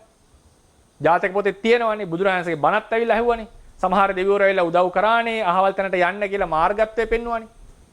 අදෘශ්‍යමානව යම් උපකාර කරන්න පුළුවන් බවත් අපිට පැහැදිලිනේ. එතකොට ඒ වගේ දර්ශනයක් තියෙන කෙනෙක් දොස්තර කෙනෙක්ගෙන් උදව්වක් ගන්නවා වගේ මේ වගේ උදව්වක් ඉල්ලීම ඒ සත්කාරයක් කිරීම රේරුකාණේ ස්වාමීන් වහන්සේ දකින්නේ එකම දේ ලෙස. තුන්වහන්සේ කියන්නේ ආර්ය ශ්‍රාවකයෝ රජවරුන්ට වඳිනවා, ලෙඩ වුණාම ගිහිල්ලා බෙහෙත් ගන්නවා. ඒ වගේ එකක් තමයි මේ දෙවියන්ගෙන් යමක් උදව්වක් ඉල්ලනවා කියන සිද්ධිය. ඒ නිසා ථේරවාද ධර්මයෙන් ඒ වගේ උදව් මං කියන්නේ නැතුව මේ ස්වර්ග මොක්ෂයට යන්න ප්‍රාර්ථනා කරගෙන කරන ඒවා නෙවෙයි. අර කියපු උදව් ඉල්ලීම ප්‍රතික්ෂේප කරනවා කියන එක නෑ. ඒතකොට දැන් උදාහරණයකට මෙතන මම වැඩක් කළ යුතුයි අනිවාර්යෙන් වෙනවා. ඒතකොට ඒ වෙලාවේ දෙවියන් ඉල්ල කියන එක අනිවාර්යෙන් ඥානවන්තයෙක් ඒකට බනිනවා. මේ වෙලාවේ කරන්න ඕනේ ඒ වැඩේට සූදානම් වෙලා ඒක අවධානයෙන් කරගන්න. අවධානයෙන් කරගන්න. නමුත් අපි ඒ කරනවා අදේව අපි පිරිතක් කියනවනේ. අපි ඒකට අතිරේක අපි පිරිත්තුව පමණින් භාගය පාස් වෙන්නේ නැහැ. බෝධි පූජා තිබු පමණින් භාගය පාස් වෙන්නේ නැහැ. ඒකෝට ඒකෙන් යම් ආශිර්වාදයක් යම් හෝ සිතක් බලාපොරොත්තුවක් නෙමෙයි කරලා තියෙන්නේ. ඒ වගේ හිතකින් දෙවියන් එක ගනුදෙනු කරනවා කියන එක ථේරවාදී ප්‍රතික්ෂේපිත දෙයක් නොවේ. ප්‍රතික්ෂේපිත දෙයක් නොවේ. ඒක තමයි මට උත්තරයක් දෙන්න තියෙන්නේ. නැත්නම් මට ප්‍රශ්නේ ඉස්සරහට දාලා යහන්න තියෙනවා. පුතා අහපු හින්දා මම උත්තරේ දෙන්නේ. සහ ඉතින් ඒකට ගොඩාක් ප්‍රතිප්‍රශ්න තියෙයි. කමක් නැහැ අහුවට. දැන් වෙලාව පොඩ්ඩක් තියෙන හින්දා. ඕකට තමයි අපි දෙන උත්තරේ. තව වැඩි විස්තර බලන්න ඕන නම් රේරුකාණේ චන්දවිමල ස්වාමීන් වහන්සේගේ ධර්ම විනිශ්චය කියන පොතේ මේ ප්‍රශ්නය ගැන සාකච්ඡා කරපු ප්‍රශ්න කිහිපයක්ම තියෙනවා. දෙවියන් යැදීම, දෙවියන්ට පුද පූජා පැවැත්වීම, දෙවියන් වන්දනාව කියන එකට උන්වහන්සේ විස්තර ගොඩාක් විස්තර දීලා ලස්සන විස්තරයක් කරලා තියෙනවා ථේරවාදයට.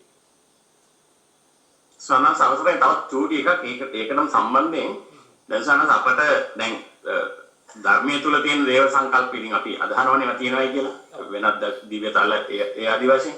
නමුත් දැන් වර්තමානයේ මේ මට තියෙන ගැටලුව තමයි ප්‍රශ්නේ තියෙන සනස් අපි මේ ඔය කියන බෞද්ධ දේව සංකල්ප වල පිටින් ගිහිල්ලා වෙනත් ආගමිකයන් වඳිනවනේ. ඒ කියන්නේ Hindu දර්ශනය එහෙම නැත්නම් වෙනත් ඔය ක්‍රියේටර් ගෝඩ්ස්ලා ඒ වගේ දැන් අපි එහෙම දෙයකට විශ්වාස කරලා පුදු පූජා කරද්දී එතන මිත්‍යා දෘෂ්ටියක් වගේ නෙස්ටන්නද? ඔව් ක්‍රියේටර් කෙනෙක් වන්දනා කරනවා කියන අනිවාර්යයෙන්ම මිත්‍යා දෘෂ්ටියක් තමයි. දැන් අපි දැන් ඔය අපි දැන් Hindu කතරගම එහෙම නැත්නම් ඒ වගේ කාලියම්ම ඒ වගේ කියන Hindu දේව සංකල්ප වලදී අපේ මිනිස්සු වැඩි හිරක් දැන් ඉඳලා ඉන්නේ ඒගොල්ලන් ඉන්නේ පිටපතන්නේ. එතන මම හිතන අපේ ධර්ම මාර්ගයේ පැහැදිලිවම වළක්වා ගන්නවා කියන එක තමයි මට තේරෙන්නේ. ඒක ඇත්තද සන්නස? ඔව් ඒක මෙහෙමයි. දැන් අපි හිතමුකෝ ඒ වගේ අර ක්‍රියේටර් කෙනෙක් සහ මොනවා හරි ඒ සංකල්ප වල තියෙනවා නම් විෂ්ණු ලෝකෙම ඇව්වා ආරවල් ගෙනා මේවා කරා කියලා. ඒ වගේ සංකල්පයකින් නම් වන්දනා කරන්නේ අනිවාර්යෙන් එතන තියෙනවා මිත්‍යා දෘෂ්ටියක්. මොකද ඒක ලෝකේ හදපු කෙනෙක් ගැනනේ මෙයා වෙන්නේ සහ අසාමාන්‍ය කතාවක් එක්කනේ. ඉතින් ඒකේ මම අර ජර්නලයිස් කරලා උත්තරේ දෙන්නේ නැත්තේ සමහර දැන් ඔය එක එක ඔගේ හරි ලොකු සම්ප්‍රදායක් මම ටිකක් ඔය පොඩ්ඩක් අධ්‍යයනය කරලා දිනවා. දැන් ස්කන්ධ කුමාරයාව සමහර අර්ථකථනය කරනවා අහවල් කෙනා මේ ලංකාවේ ඉපදිච්ච. ඔය කියන හින්දු එක්කෙනා නෙවෙයි. විෂ්ණු කියන්නේ මෙහෙම කෙනෙක් කියලා සාමාන්‍ය විදිහට අර්ථකථනය කරනවානේ සමහරු එහෙමත් අර්ථකථනය කරනවා. ඒ නිසා මට එකපාර උත්තරයක් දෙන්න බෑ මේ ඒක පෞද්ගලිකයි කියලා මම කියන්නේ. ඒකෝට තමන් කොහොමද මේ දෙවියා අර්ථකථනය කරලා තියෙන්නේ. එලින්ම අර හින්දු සංකල්පයෙන්ම ආපු හින්දු එකෙන්ම ආපු අර මහා ලෝකෙම ආපු ඒ දෙවි කෙනාද. ඒකෝට අපි හිතමු සාමාන්‍යයෙන් අර අමුතු සත්ව රූප එක්ක සම්බන්ධ ආයද. ඒ වගේ කෙනෙක්ද මේ කතා කරන්නේ. නැත්තම් සමහරු කියනවා මේ සමහරු අර්ථකථනය කරනවා මේ අහවල් රජුරෝ තමයි මේ දෙවිය වෙලා තියෙන්නේ. අහවල් කෙනයි මේ දෙවිය වෙලා තියෙන්නේ. ඉතින් ඒ නිසා ඒක හරි කොම්ප්ලිකේටඩ් එකක් ඒ සමාජයේ පැතිරලා තියෙන ක්‍රමය. ඉතින් හැබැයි කියන්න පුළුවන් ක්‍රියේටර් කෙනෙක්ට වන්දනා කරනවා නම් ඒක මිත්‍යා දෘෂ්ටිය. ඒක පැහැදිලිව මිත්‍යා දෘෂ්ටිය. නිර්මාපකෙක්. ඊට පස්සේ අසාමාන්‍ය විදිහට අර කියපු කතා අනුසාරයෙන් නම් එන්නේ එතන පැහැදිලිවම තියෙනවා යම් අසාමාන්‍ය වැරද්දක්. මොකද යා ලොකු අර මෙහෙම අර තියෙන අමුතු කතා ටිකක් තියෙනවනේ දිව්‍ය සම්බන්ධී. ඒතකොට ඒක මත පිටලා වන්දනා කරනවා කියන එක බෞද්ධයෙක් අතින් වෙන්න බෑ වෙන්න නොවිය යුතුයි. ඒක පැහැදිලිව නොවිය යුතුයි. දැන් කිරිමුහුද කලබලා අහවල් කෙනා ආවා. ඉතින් ඒවා බෞද්ධ සංකල්ප ඉපදුනේ කිරිමුහුද කලබලා එහෙම තියෙනවනේ. ඉතින් ඒ නිසා ඒ සංකල්ප වල ඉඳලා වදින්න නම් ධර්මයේ දන්න බෞද්ධයෙක්ට බෑ. ඒක කරන්නට අමාරුයි. ඉතින් අර කියපු ඒතකොට ප්‍රශ්නයක් එනවා බෞද්ධ මේකේ ඉන්න දෙවියෝ විතරද අපි වඳින්න පුළුවන්. එහෙම එකක් නෑ. බුදුදහමේ ඉන්න දෙවියෝ සියල්ලම ඉස්සර කළා නෑනේ. සමහරවිට ප්‍රාදේශීය දෙවිවරු කියලා කට්ටියක් ඉන්නවා. ප්‍රාදේශීය දෙවිවරු කට්ටියක් කියලා එකක්. ඉතින් ගම බාර දෙවි කෙනෙක් ඉන්න පුළුවන්. ප්‍රදේශයේ බාර දෙවි කෙනෙක් ඉන්න පුළුවන්. එහෙම තියෙනවා. මේ ප්‍රදේශ වලට අධිග්‍රහිත දෙවිවරු. ඊට පස්සේ මේ ප්‍රදේශවල විශේෂ පින්කම් කර කුසල් කරපු කට්ටිය මේ ප්‍රදේශයේ වෘක්ෂ වලට එහෙම අධිග්‍රහිත වෙලා ඉන්න දෙවිවරු ඉන්නවා. ඉතින් ඒ වගේ ඒ අපේ ශාසනයේ නැති සඳහන් නොවිච්ච හැබැයි ශාසනයේ දැක්වෙන ක්‍රමයට අනුකූල වෙච්ච. ඒ කියන්නේ ඒ වගේ පොසිබිලිටි තියෙන දෙවි කෙනෙක්ට වන්දනා කරනවා කියන එක තමයි අපි අදහස් කරේ. එතන ප්‍රශ්නයක් වෙන්නේ නැහැ. ඒකේ තිසරෙන්ට හානි වෙනවා කියලා. හැබැයි අර කියපු මිත්ස් එක්ක මිශ්‍ර වෙලා කියන එක අපිට අනුමත කරන්න බෑ. තෙරුවන් සරණයි ස්වාමින් වහන්සේ. මේ මට ප්‍රශ්නයක් තියෙනවා අර ඉස්සෙල්ලා අහපු ප්‍රශ්නයක් ගැන. දැන් යම් කිසි කෙනෙකුට කර්මයක් තියෙනවා අවුරුදු 100ක් ආයුෂය තියෙනවා ඒ කර්මය නිසා. නමුත් ඒ කෙනාට ඒ විඳවන්න තියෙද්දි මං අහලා තියෙනවා පිටරට එහෙම ඒ දෙමව්පියෝ එහෙම වද බින්දිනකොට සාමාන්‍යයෙන් ඔය ඉන්ජෙක්ෂන් එහෙම දීලා ඒ කට්ටියට මේ දුක් විඳිනවා කියලා එයාලට මැරෙන්න සලස්සනවා කියලා. ඒකකොට ස්වාමීන් වහන්සේ එයාගේ කර්මය ගෙවිලා නැතුවනේ එයා මැරෙන්නේ. එතකොට ඊළඟ භවයේ ඉපදිලා ඒ ඉතුරු කර්මය එයා ගෙවන්න වෙනවද? ඔය කියන්නේ ඒ කියන්නේ දුක් විඳින්න තියෙනවා මැදදී මරනවා නේද? ඔව් ස්වාමීන් වහන්සේ. ඒක මෙහෙමයි කර්මයේ අවකාශ ලැබුවට පස්සේ හරිනේ කර්මයේ අවකාශ ලැබෙන තියෙන විපාක දෙන්න. එහෙමයි ස්වාමීන් වහන්සේ. ඒක අවකාශ කතාවෙන් පැහැදිලිනේ කර්ම පාඩමේදී පැහැදිලි. අවකාශ ලැබුව කර්මයක් සම්පූර්ණ විපාක දුන්නද නැද්ද? ඒ අතරමැද මොකක් හරි වුණාද කියන ඒවා අදාළ නැහැ. ඒ කර්මය ආයි විපාක දෙන්නේ නැහැ. ඒ කියන්නේ අවකාශ ලැබුවම මෙච්චර අවුරුදු 5කට විඳවන්න නම් අවකාශ ලැබුවේ. හරිනේ? එහෙමයි. අතරමැදදී මොන හරි අපි හිතමුකෝ එයා මැරිලා මොකක් හරි වුණා කියලා. අර කිව්වා වගේ කර්මය ඉවරයි. මොකක් හරි දෙයක් වුණා කියලා.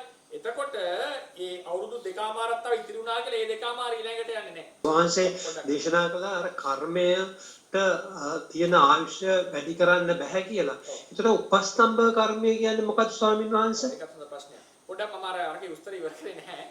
මේ ඒකට දාලා ලීතල් ඉන්ජෙක්ෂන් එක දීලා අපි හිතමුකෝ දැන් උදාහරණයකට කියලා මොනවද? ඒක මරනවා කියලා මොකක් හරි කෙනෙක් මරනවා කියලා ඒකෙන් ප්‍රාණඝාතය වෙනවා. ඒක මරණය වෙනවා. අපි හිතමු අම්මට දුන්නේ කියලා. ඒකට ඒක අනන්තරී වෙනවා. ඒක ලබා දීම කියලා. ඉන්ජෙක්ෂන් එක.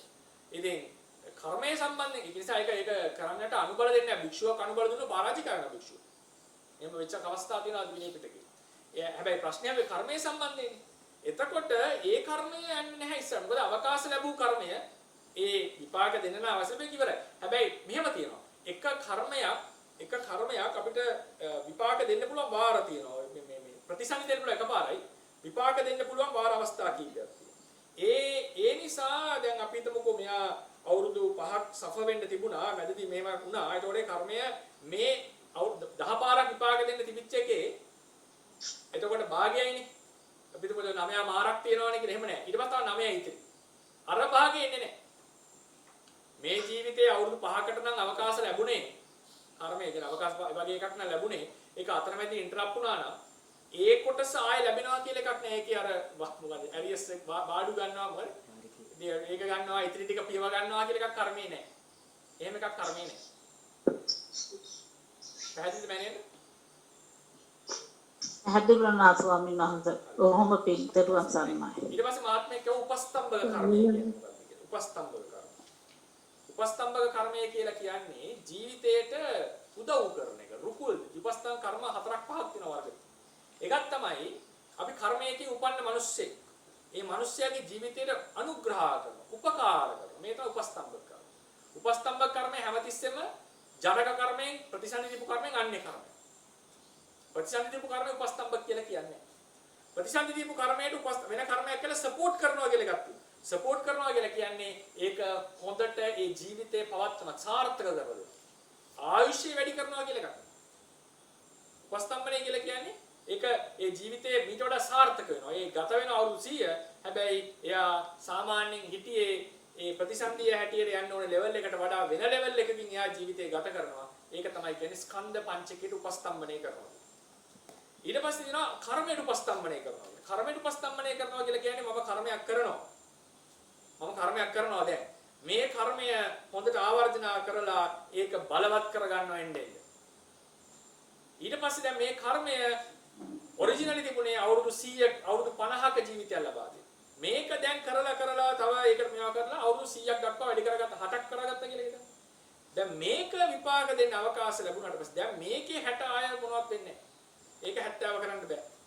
ඒක 70 80 කරන්න අඩු කරන්නත් බෑ. ඒක දැන් ඒක ඉවරයි වෙලා.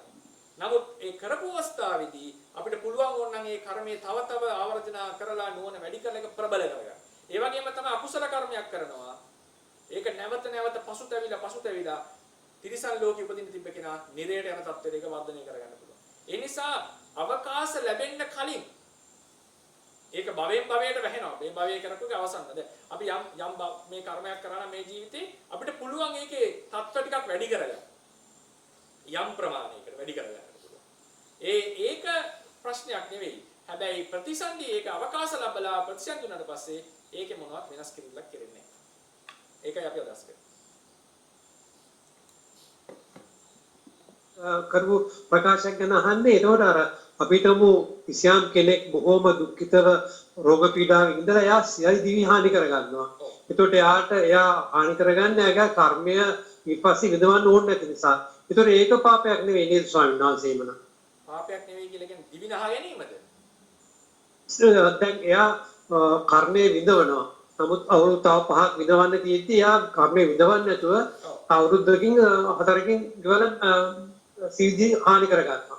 එතකොට යාට ඒ කර්මය විපාක දෙන්න අවස්ථාවක් ලැබෙන්නේ අවුරුද්දක් තීරෙනවනේ. ඒකේ පාපයක් වෙනව නේද එහෙම වුණොත්? පාපයක් වෙනවා කියන්නේ මට තේරෙන්නේ නැහැ දැන්. සියදිවි හානි කර ගැනීමේ පාපයේද නැත්නම් කර්මයෙන් ඒ පාපේ. සියදිවි හානි කර ගැනීම. ඒ පාපය තියෙනවා යාට. සියදිවි හානි කර ගැනීමේ පාපය කියන එකද මන්ද? ඔව් ඉතින් සියදිවි හානි කර ගැනීම කියන එක මම හිතන්නේ ඉතින් විස්තර කරා ප්‍රශ්නයක් අහලා බුදුමාර පුරාණ අහන්නයි සිකුරාද නේද ඒක විස්තර කරන්නේ. සිකුරාද ප්‍රශ්නයක් කාලේ හිටියද දන්නේ නැහැ මතක. ඉතින් ඒ සියදිවි හානි කර ගැනීමේදී ඒකේ පාපයේ මට්ටම කොහොමද ඒක ඒ සියදිවි හානි කරගත්ත කෙනා අනිවාර්යයෙන්ම දුගතිය යනවද නැද්ද කියලා එකක් අපේ තේරවාදයේ තියෙනවා. එහෙම අනිවාර්යෙන් දුගතියට යන ඒ වගේ බලවත් කර්මයක් නෙවෙයි සියදිවි හානි කර ගැනීම කියන්නේ. ඉතින් ඒකේ නමුත් ඒ වෙලාවේ යම් හානි කරගන්නකොට අකුසල සිතිවිල්ල පහළ වෙනවා. මොකද ඒක ජීවිතේ නසන නිසා දේශ හිතෙන්. ඉතින් එතන පාපයක් තියෙනවා. ඒ පාපය මේ ප්‍රතිසන්දිදායක කර්මයක් ලෙස හඳුන්වලා නැහැ. මොහොතේ සයන්ස් මේ සම්තති ඒකේ પરම්පරාව එහෙම ගත්තහම සයන්ස් මේ ඔයගෙම ඇසුරෙන් ඒකේ රූප හැදෙන්න පුළුවන් possibilities විශාල සංඛ්‍යාවක් තියෙනවා සයන්ස්. සම්තති ගන්න. එහෙමයි සම්තති પરම්පරා එහෙම ගත්තහම පච්ච ස්වභාවය ගත්තහම මගේ ප්‍රශ්න සයන්ස් මේ සත්‍යයක් ගත්තහම එයාගේ රූපවල සැචුරේෂන් එකක් තියෙනවනේ. ඒ එතනින් එහාට හැදීමේ හැකියාවක් තිබුණාට ඒකට ඒ සියල්ලම හැදෙන්නේ නැහැ. ඒ සැචුරේෂන් එකට හේතුව මොකක් හරි තියෙනවද? ඒක අපි විදුජ පාඩමේදී විස්තර කරගමු. ඕක හොඳ ප්‍රශ්නයක්. දැන් මේකේ දැන් මෙතන ඉඳලා ආපහු මෙතනින් එකක් කියනවාද කියලා අහුවොත් එහෙම ඒවල සීමා තියෙනවා. එහෙම ඒවා ලොකුවටම අන්ලිමිටඩ් විදියට යන්නේ නැහැ. ඒ උදාහරණයකට අපි හිතමුකෝ මේක ඍතුදිරු පරම්පරාවේ මේන් ඍතුදිරු. ඕක මම කතා කරනවා. මේන් පරම්පරාව සහ සබෝඩිනේට් පරම්පරාව. මේන් පරම්පරාවකින් සබෝඩිනේට් එකක් ඇති වෙන්න පුළුවන්. මේක හැබැයි ටික වෙලාවකින් නතර වෙනවා. ඊට පස්සේ මේකෙන් තව එකක් දෙකක් ඕනනම් යනවා. ඒ වගේ ඒක නිකන් ලොකුවට ඉම්පැක්ට් කරන්නේ නැහැ. ඒක ලොකුවට වර්ධනය වෙලා ඒක නිකන් හැමතිස්සෙම අර මිනිස් නැත්තම් අර මිනිස්සයා වැඩෙන්න බෑ වර්ධනය වෙන්න බෑ ලොකුවට. එහෙම වීමක් වෙන්නේ නැහැ. ඒ නිසා ඊට පස්සේ අපි කතා කරනවා දැන් ප්‍රධාන ඍතුදිරු පරම්පරාවේදී ඍතුදිරු කලාපයකින් ඍතුදිරු රූප කීපයක් උපදින්න පුළුවන්. කීයක් විතර උපදින්න පුළුවන්. ඒක මම කියන්නේ උත්තරයක් නෙවෙයි ඒකේ possibility හිතා කතා කරනවා. ඒ නිසා මේ අර පැහැදිලි අර ලොකු සම්භාවිතාවල් ගොඩක් පේනවනේ. එහෙම ඒක ඒ සම්භාවිතාවල් ඒ තිබ්බ බලයට යන්නේ නැහැ. ස්ටෙප්ස් දෙකක් විතර කියලා නතර වෙනවා. පැහැදිලිවද? මෙතනින් ගිහිලා මෙතනොත් වෙනවා මොම් ගුරුන් අපිට ඊට පස්සේ දිගට හදන්න. ඒක නෑ ඒක ඒ වගේ අණු එකක් දෙකක් වගේ කියලා නතර වෙනවා. ස්වාමීන් වහන්සේ ජපනීස් බුද්දිසම් විදිහට ඒ කියන්නේ මහායානයේ විදිහට අපේ අයත් සිංහල බෞද්ධ සමහරක් අය කණ්ඩායම් වෙලා මහායාන විදිහට නම්යෝ හෝ රෙන්ගේ කියලා වඳිනවා. ඒක මිත්‍යා දෘෂ්ටියක්ද නියත මිත්‍යා දෘෂ්ටියක්ද? මම දන්න තරමින් නම් බුදුරජාණන් වහන්සේ තමයි වඳින්නේ. මම දන්නේ මොකද ඒ මේකේ අර්ථ මොනවද? ඔව් අර්ථ මොකද්ද? ඒක නම්යෝ හෝ රෙන්ගේ කියලා තමයි වඳින්නේ. මොකද්ද ඒකේ අර්ථය? අර්ථය නම් මම දන්නේ ස්වාමීන් වහන්සේ. බුදුරජාණන් හරි මහායාන තේරවාද මහායාන ක්‍රමයෙන් තමයි වඳින්නේ. හරි. නමුත් බුදුරජාණන් වහන්සේටනේ වඳින්නේ නේද? බුදු කෙනෙක්ටනේ වඳින්නේ. එහෙම. ඉතින් බුදු කෙනෙක්ට වඳිනවා කියන එක ඒක ඒ සම්ප්‍රදාය අදාළ වෙන්නේ නැහැ. බුදුරජාණන් වහන්සේට නම් වඳින්නේ ඒක උසස් වන්දනාවක් අනිවාර්යෙන්. අරමුණු වෙන්නේ ඒ ලෞතුරා බුදුවරයෙක් නම්. ඒ සත්‍ය අවබෝධ කරපු තනියම සත්‍ය අවබෝධ කරපු මහා ප්‍රඥ සර්වඥවරයෙක් නම් අරමුණු කරන්නේ අනිවාර්යෙන් මහා කුසලයක්. ඒ මොකද්ද භාෂාව? ඉතින් ඒකේ එනං අර්ථය දැනගන්න ඕනේ මොකද්ද මේ කියන්නේ කියලා. බුදුරජාණන් වහන්සේ නමස්කාර වේවා කියලා කියනවා ඇත්තේ. සාප වේවා කියලා වඳින්නේ නැහැ නේ කවුරුත්. ඒතර නමස්කාර වේවා කියන වඳිනවා ඇත්තේ. ඉතින් ඒ නිසා ඒක ඒ අර්ථයෙන් නම් වඳින්නේ අනිවාර්යෙන් ඒක කුසලයක්. පැහැදිලිවම කුසලයක්.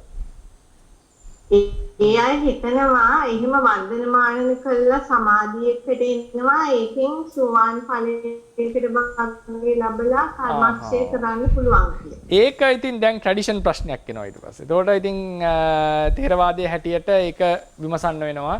මොකද්ද මේ කියන සමාධිය මොකද්ද මේ කියන කර්මක්ෂය එහෙම බල්ලා තමයි අපිට උත්තර දෙන්න වෙන්නේ ථේරවාදයේ පැත්තෙන් මට උත්තර දෙන්න. ඉතින් ඒ නිසා මේ ඒකට උත්තර දෙන්න මට දැනුම නැහැ. කියන්න වෙන්නේ ථේරවාදයේ හැටියට ඒ කියන්නේ වෙනම ප්‍රොසීඩියක් තියෙනවා නිවන් දකින්න කියලා. ඒ නිසා ඒක මට උත්තර දෙන්න බෑ. ඒක මොකක්ද එතන වෙන්නේ කියලා. නමුත් මිත්‍යා දෘෂ්ටිය නියත මිත්‍යා දෘෂ්ටියක් වෙන්නේ නැහැ. කොහෙත් නියත මිත්‍යා දෘෂ්ටි කියලා කියන්නේ කර්මය නැහැ, ඵලය නැහැ, හේතුවක් නැහැ, ඵලයක් නැහැ. ඒ වගේ එකක් නේ. නියත මිත්‍යා දෘෂ්ටි වෙන්නේ නැහැ. ඔය කියන ඒවා. ඉතින් බුදුන්ට වැඳීම කොහොමත් නියත මිත්‍යා දෘෂ්ටියක් වෙන්නේ නැහැ. ඒක මිත්‍යා කියන්නේ කුසලයක්නේ. හැබැයි මේ ක්‍රමයෙන් නිවන් දකින්න පුළුවන් කියලා පාත් එකක් තියෙනවා අපි ඒක විමස ගන්න වෙනවා මෑණියෝ. ඒක මට එකපාර උත්තරයක් දෙන්න පුළුවන් එකක් නෙමෙයි.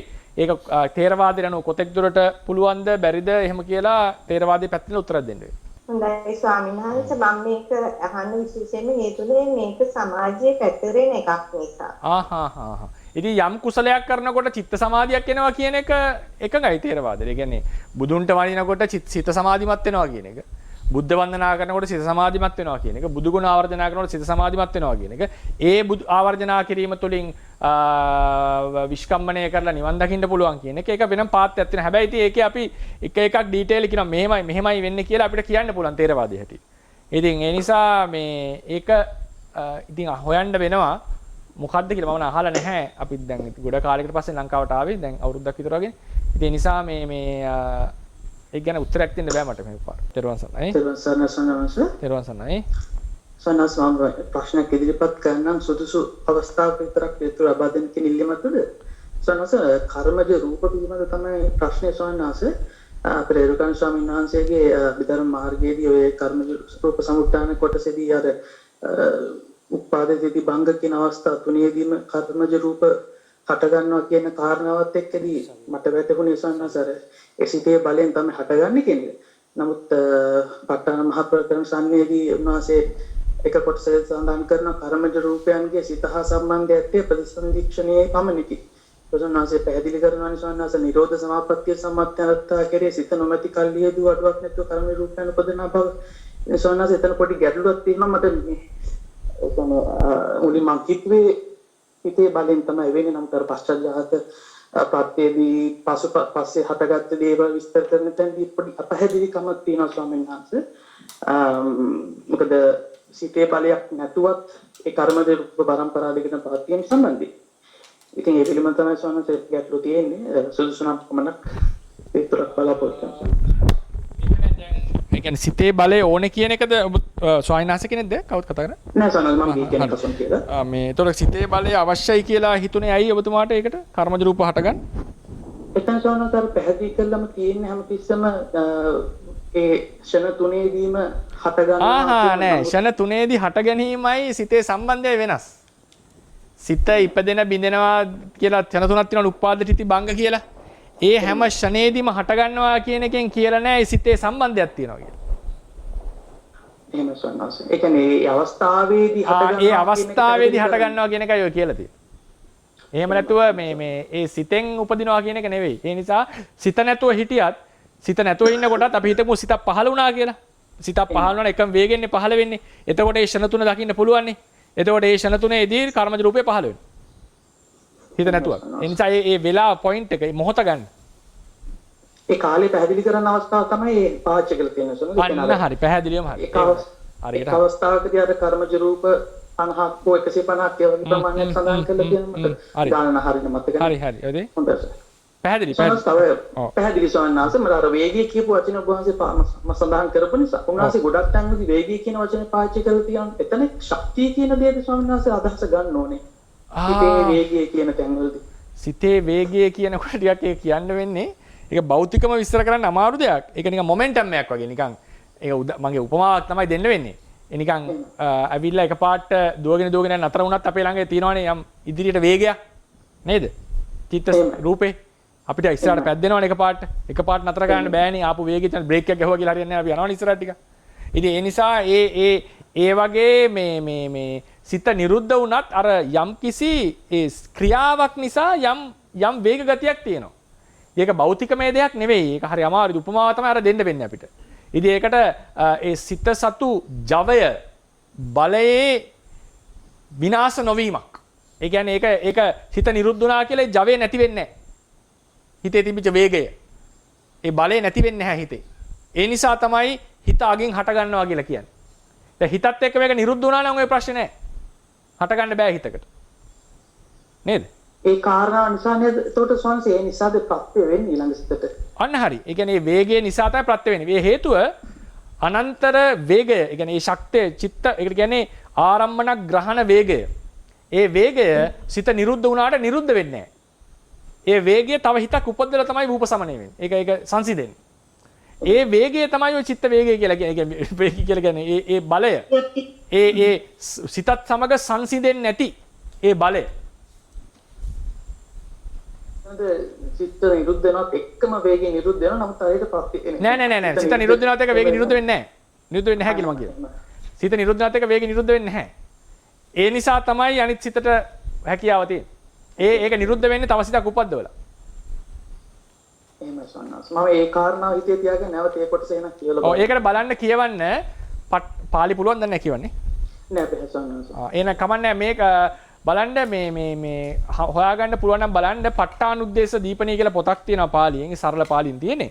ඒක පරිවර්තනය කරලා තියෙනවා බලංගොඩ ආනන්ද මෛත්‍රී ස්වාමීන් වහන්සේ ප ဋ ාණුද්දේශ දීපණී කියලා පොතකට සිංහල පොතකට. ඒ පොත පොඩ්ඩක් ඒක කඩවල නම් හොයාගන්න නැහැ. මේ මංගාව තිබුණා ඒක තාම බුරුමේ ඉඳලා එනවා නැවෙයි හරි ඒක තාම ඒවා ගන්න බැරි වුණා. ඉතින් මේ ඒ සිංහල පොතක් තියෙනවා. ඒ පොතේ ඕක සිංහලෙන් විස්තර කරලා තියෙනවා. අනන්තර ප්‍රත්‍ය යටතේ. හොඳයි සෝනක් මම හොයාගන්න බලන්න. ඒක අනිත් එක කොහොමත් සිත ගැන කතා කරනකොට මම ආයෙ කතා කරනවා ඒ පාත්‍රකාව. රෙෆරන්ස් එක මම දෙන්න. හොඳයි සෝනක්. හොඳයි. තෙරුවන් සරණයි. අවසරයි සෝනක්. තෙරුවන් සරණයි අවසාන ප්‍රශ්න. පුස්තකාල මුල් පිටුව කියන අන්තර්ජාලයේ තියෙන සමින්වාස මේ පොත ගන්න පුළුවන් එකෙන්. සිංහලෙන් තියෙනවා සිංහලෙන්. එහෙමයි සමින්වාස. නේ මුල් පිටුව කියලා තියෙනවා මේ අන්තර්ජාලයේ. ඒ මාර්කට් අවශ්‍ය නම් ගන්න පුළුවන් මේ මාත් print out ගත්තා කොහොමද කී පොත දැන් මේ පොත පුස්තකාල මුල් පිටුව. ඒ කියන්නේ බලංගොඩ ස්වාමීන් පරිවර්තනය කරපු එක තියෙනවද? අන්න හරි ඕකමද. එහෙමනම් ඒකේ මේ බලන්න අනන්තර ප්‍රත්‍ය කියන එක. අනන්තර ප්‍රත්‍ය කියන පාඩම බලන්නකෝ. එතකොට ඇති ඔය මං කියන ඉස්සර. සාමිනාස මම මේ අර දීපල් කතා කරලා සාමිනාස මට පුංචි ප්‍රශ්නයක් තියෙනවා. අවසාන එක. මොකේ නිසා සමුත්ථානය කියන වචනේ සරල අදහස සාමාන්‍යයෙන් මොකක්ද? සමුත්ථානය කියලා කියන්නේ හට ගැනීම කියන එක. හට ගැනීම. හරිනේ? එතකොට මෙතන සමුත්ථානේ එන්න මම කියන්නේ. මෙතන සමුත්ථානය කියලා කියන්නේ හට ගැනීමට නෙවෙයි. හටගන්නේ යමක් කරනකොට යමක් හේතු කරගෙන නම් ඒ හේතුවටයි මෙතන සමුත්ථානය කියන්නේ. හට ගැනීම සිද්ධ වන්නේ යමක් දැන් ඔය සමුදය කියන්නේ හට ගැනීම. නිකන් වචනේ ගත්තොත් අපි කවුරු යහුවොත් එහෙම පාලි දන්න කෙනෙක්ගෙන් සාන සමුදය කියන්නේ මොකද? හට ගැනීම කියලා කියන්නේ. නමුත් චතුරාර්ය සත්‍ය සමුදය කියන්නේ තෘෂ්ණාවනේ දුකේ හට ගැනීම නෙවෙයිනේ. එතකොට අපි කියනවා එතන චතුරාර්ය සත්‍ය සමුදය කියලා කියන්නේ දුකේ හට ගැනීමට හේතුව. යමක් හේතු කරගෙන නම් හටගන්නේ ඒකටත් සමුදය කියලා කියන්න පුළුවන්. ඒ වගේ සමුත්ථානය කියනකොට හට ගැනීම යමක් හේතු කරගෙන කරණනේ වචන කියන්නේ හේතුවයි තමයි. කමක් හේතු කරගෙන නම් යමක් හටගන්නේ ඒකටත් සමුත්ථාන කියන වචනේ යොදන්න පුළුවන්. අපි හෙට දවසේදී සන්තති ගැන මම දීපු හෑන්ඩ් අවුට් එකම බලන්න. ඒක ගැන අපි විස්තරයක් කතා කරමු. නම් මේ දස් කරගන්න තිබුණා වූ කුසල සම්භාරය තව තවත් ධර්මඥාන භාවනා ඥාන දියුණු කර ගැනීමට හේතු වේවා. බුද්ධ ශාසනයේ චිරස්ථිතිය පිණිස උපකාර වේවා කියලා ප්‍රාර්ථනා කරමු. බුද්ධ ශාසනං චිරන් තිට්ඨතු බුද්ධ ශාසනං චිරන් තිට්ඨතු බුද්ධ ශාසනං චිරන් තිට්ඨතු සාධු සාධු සාධු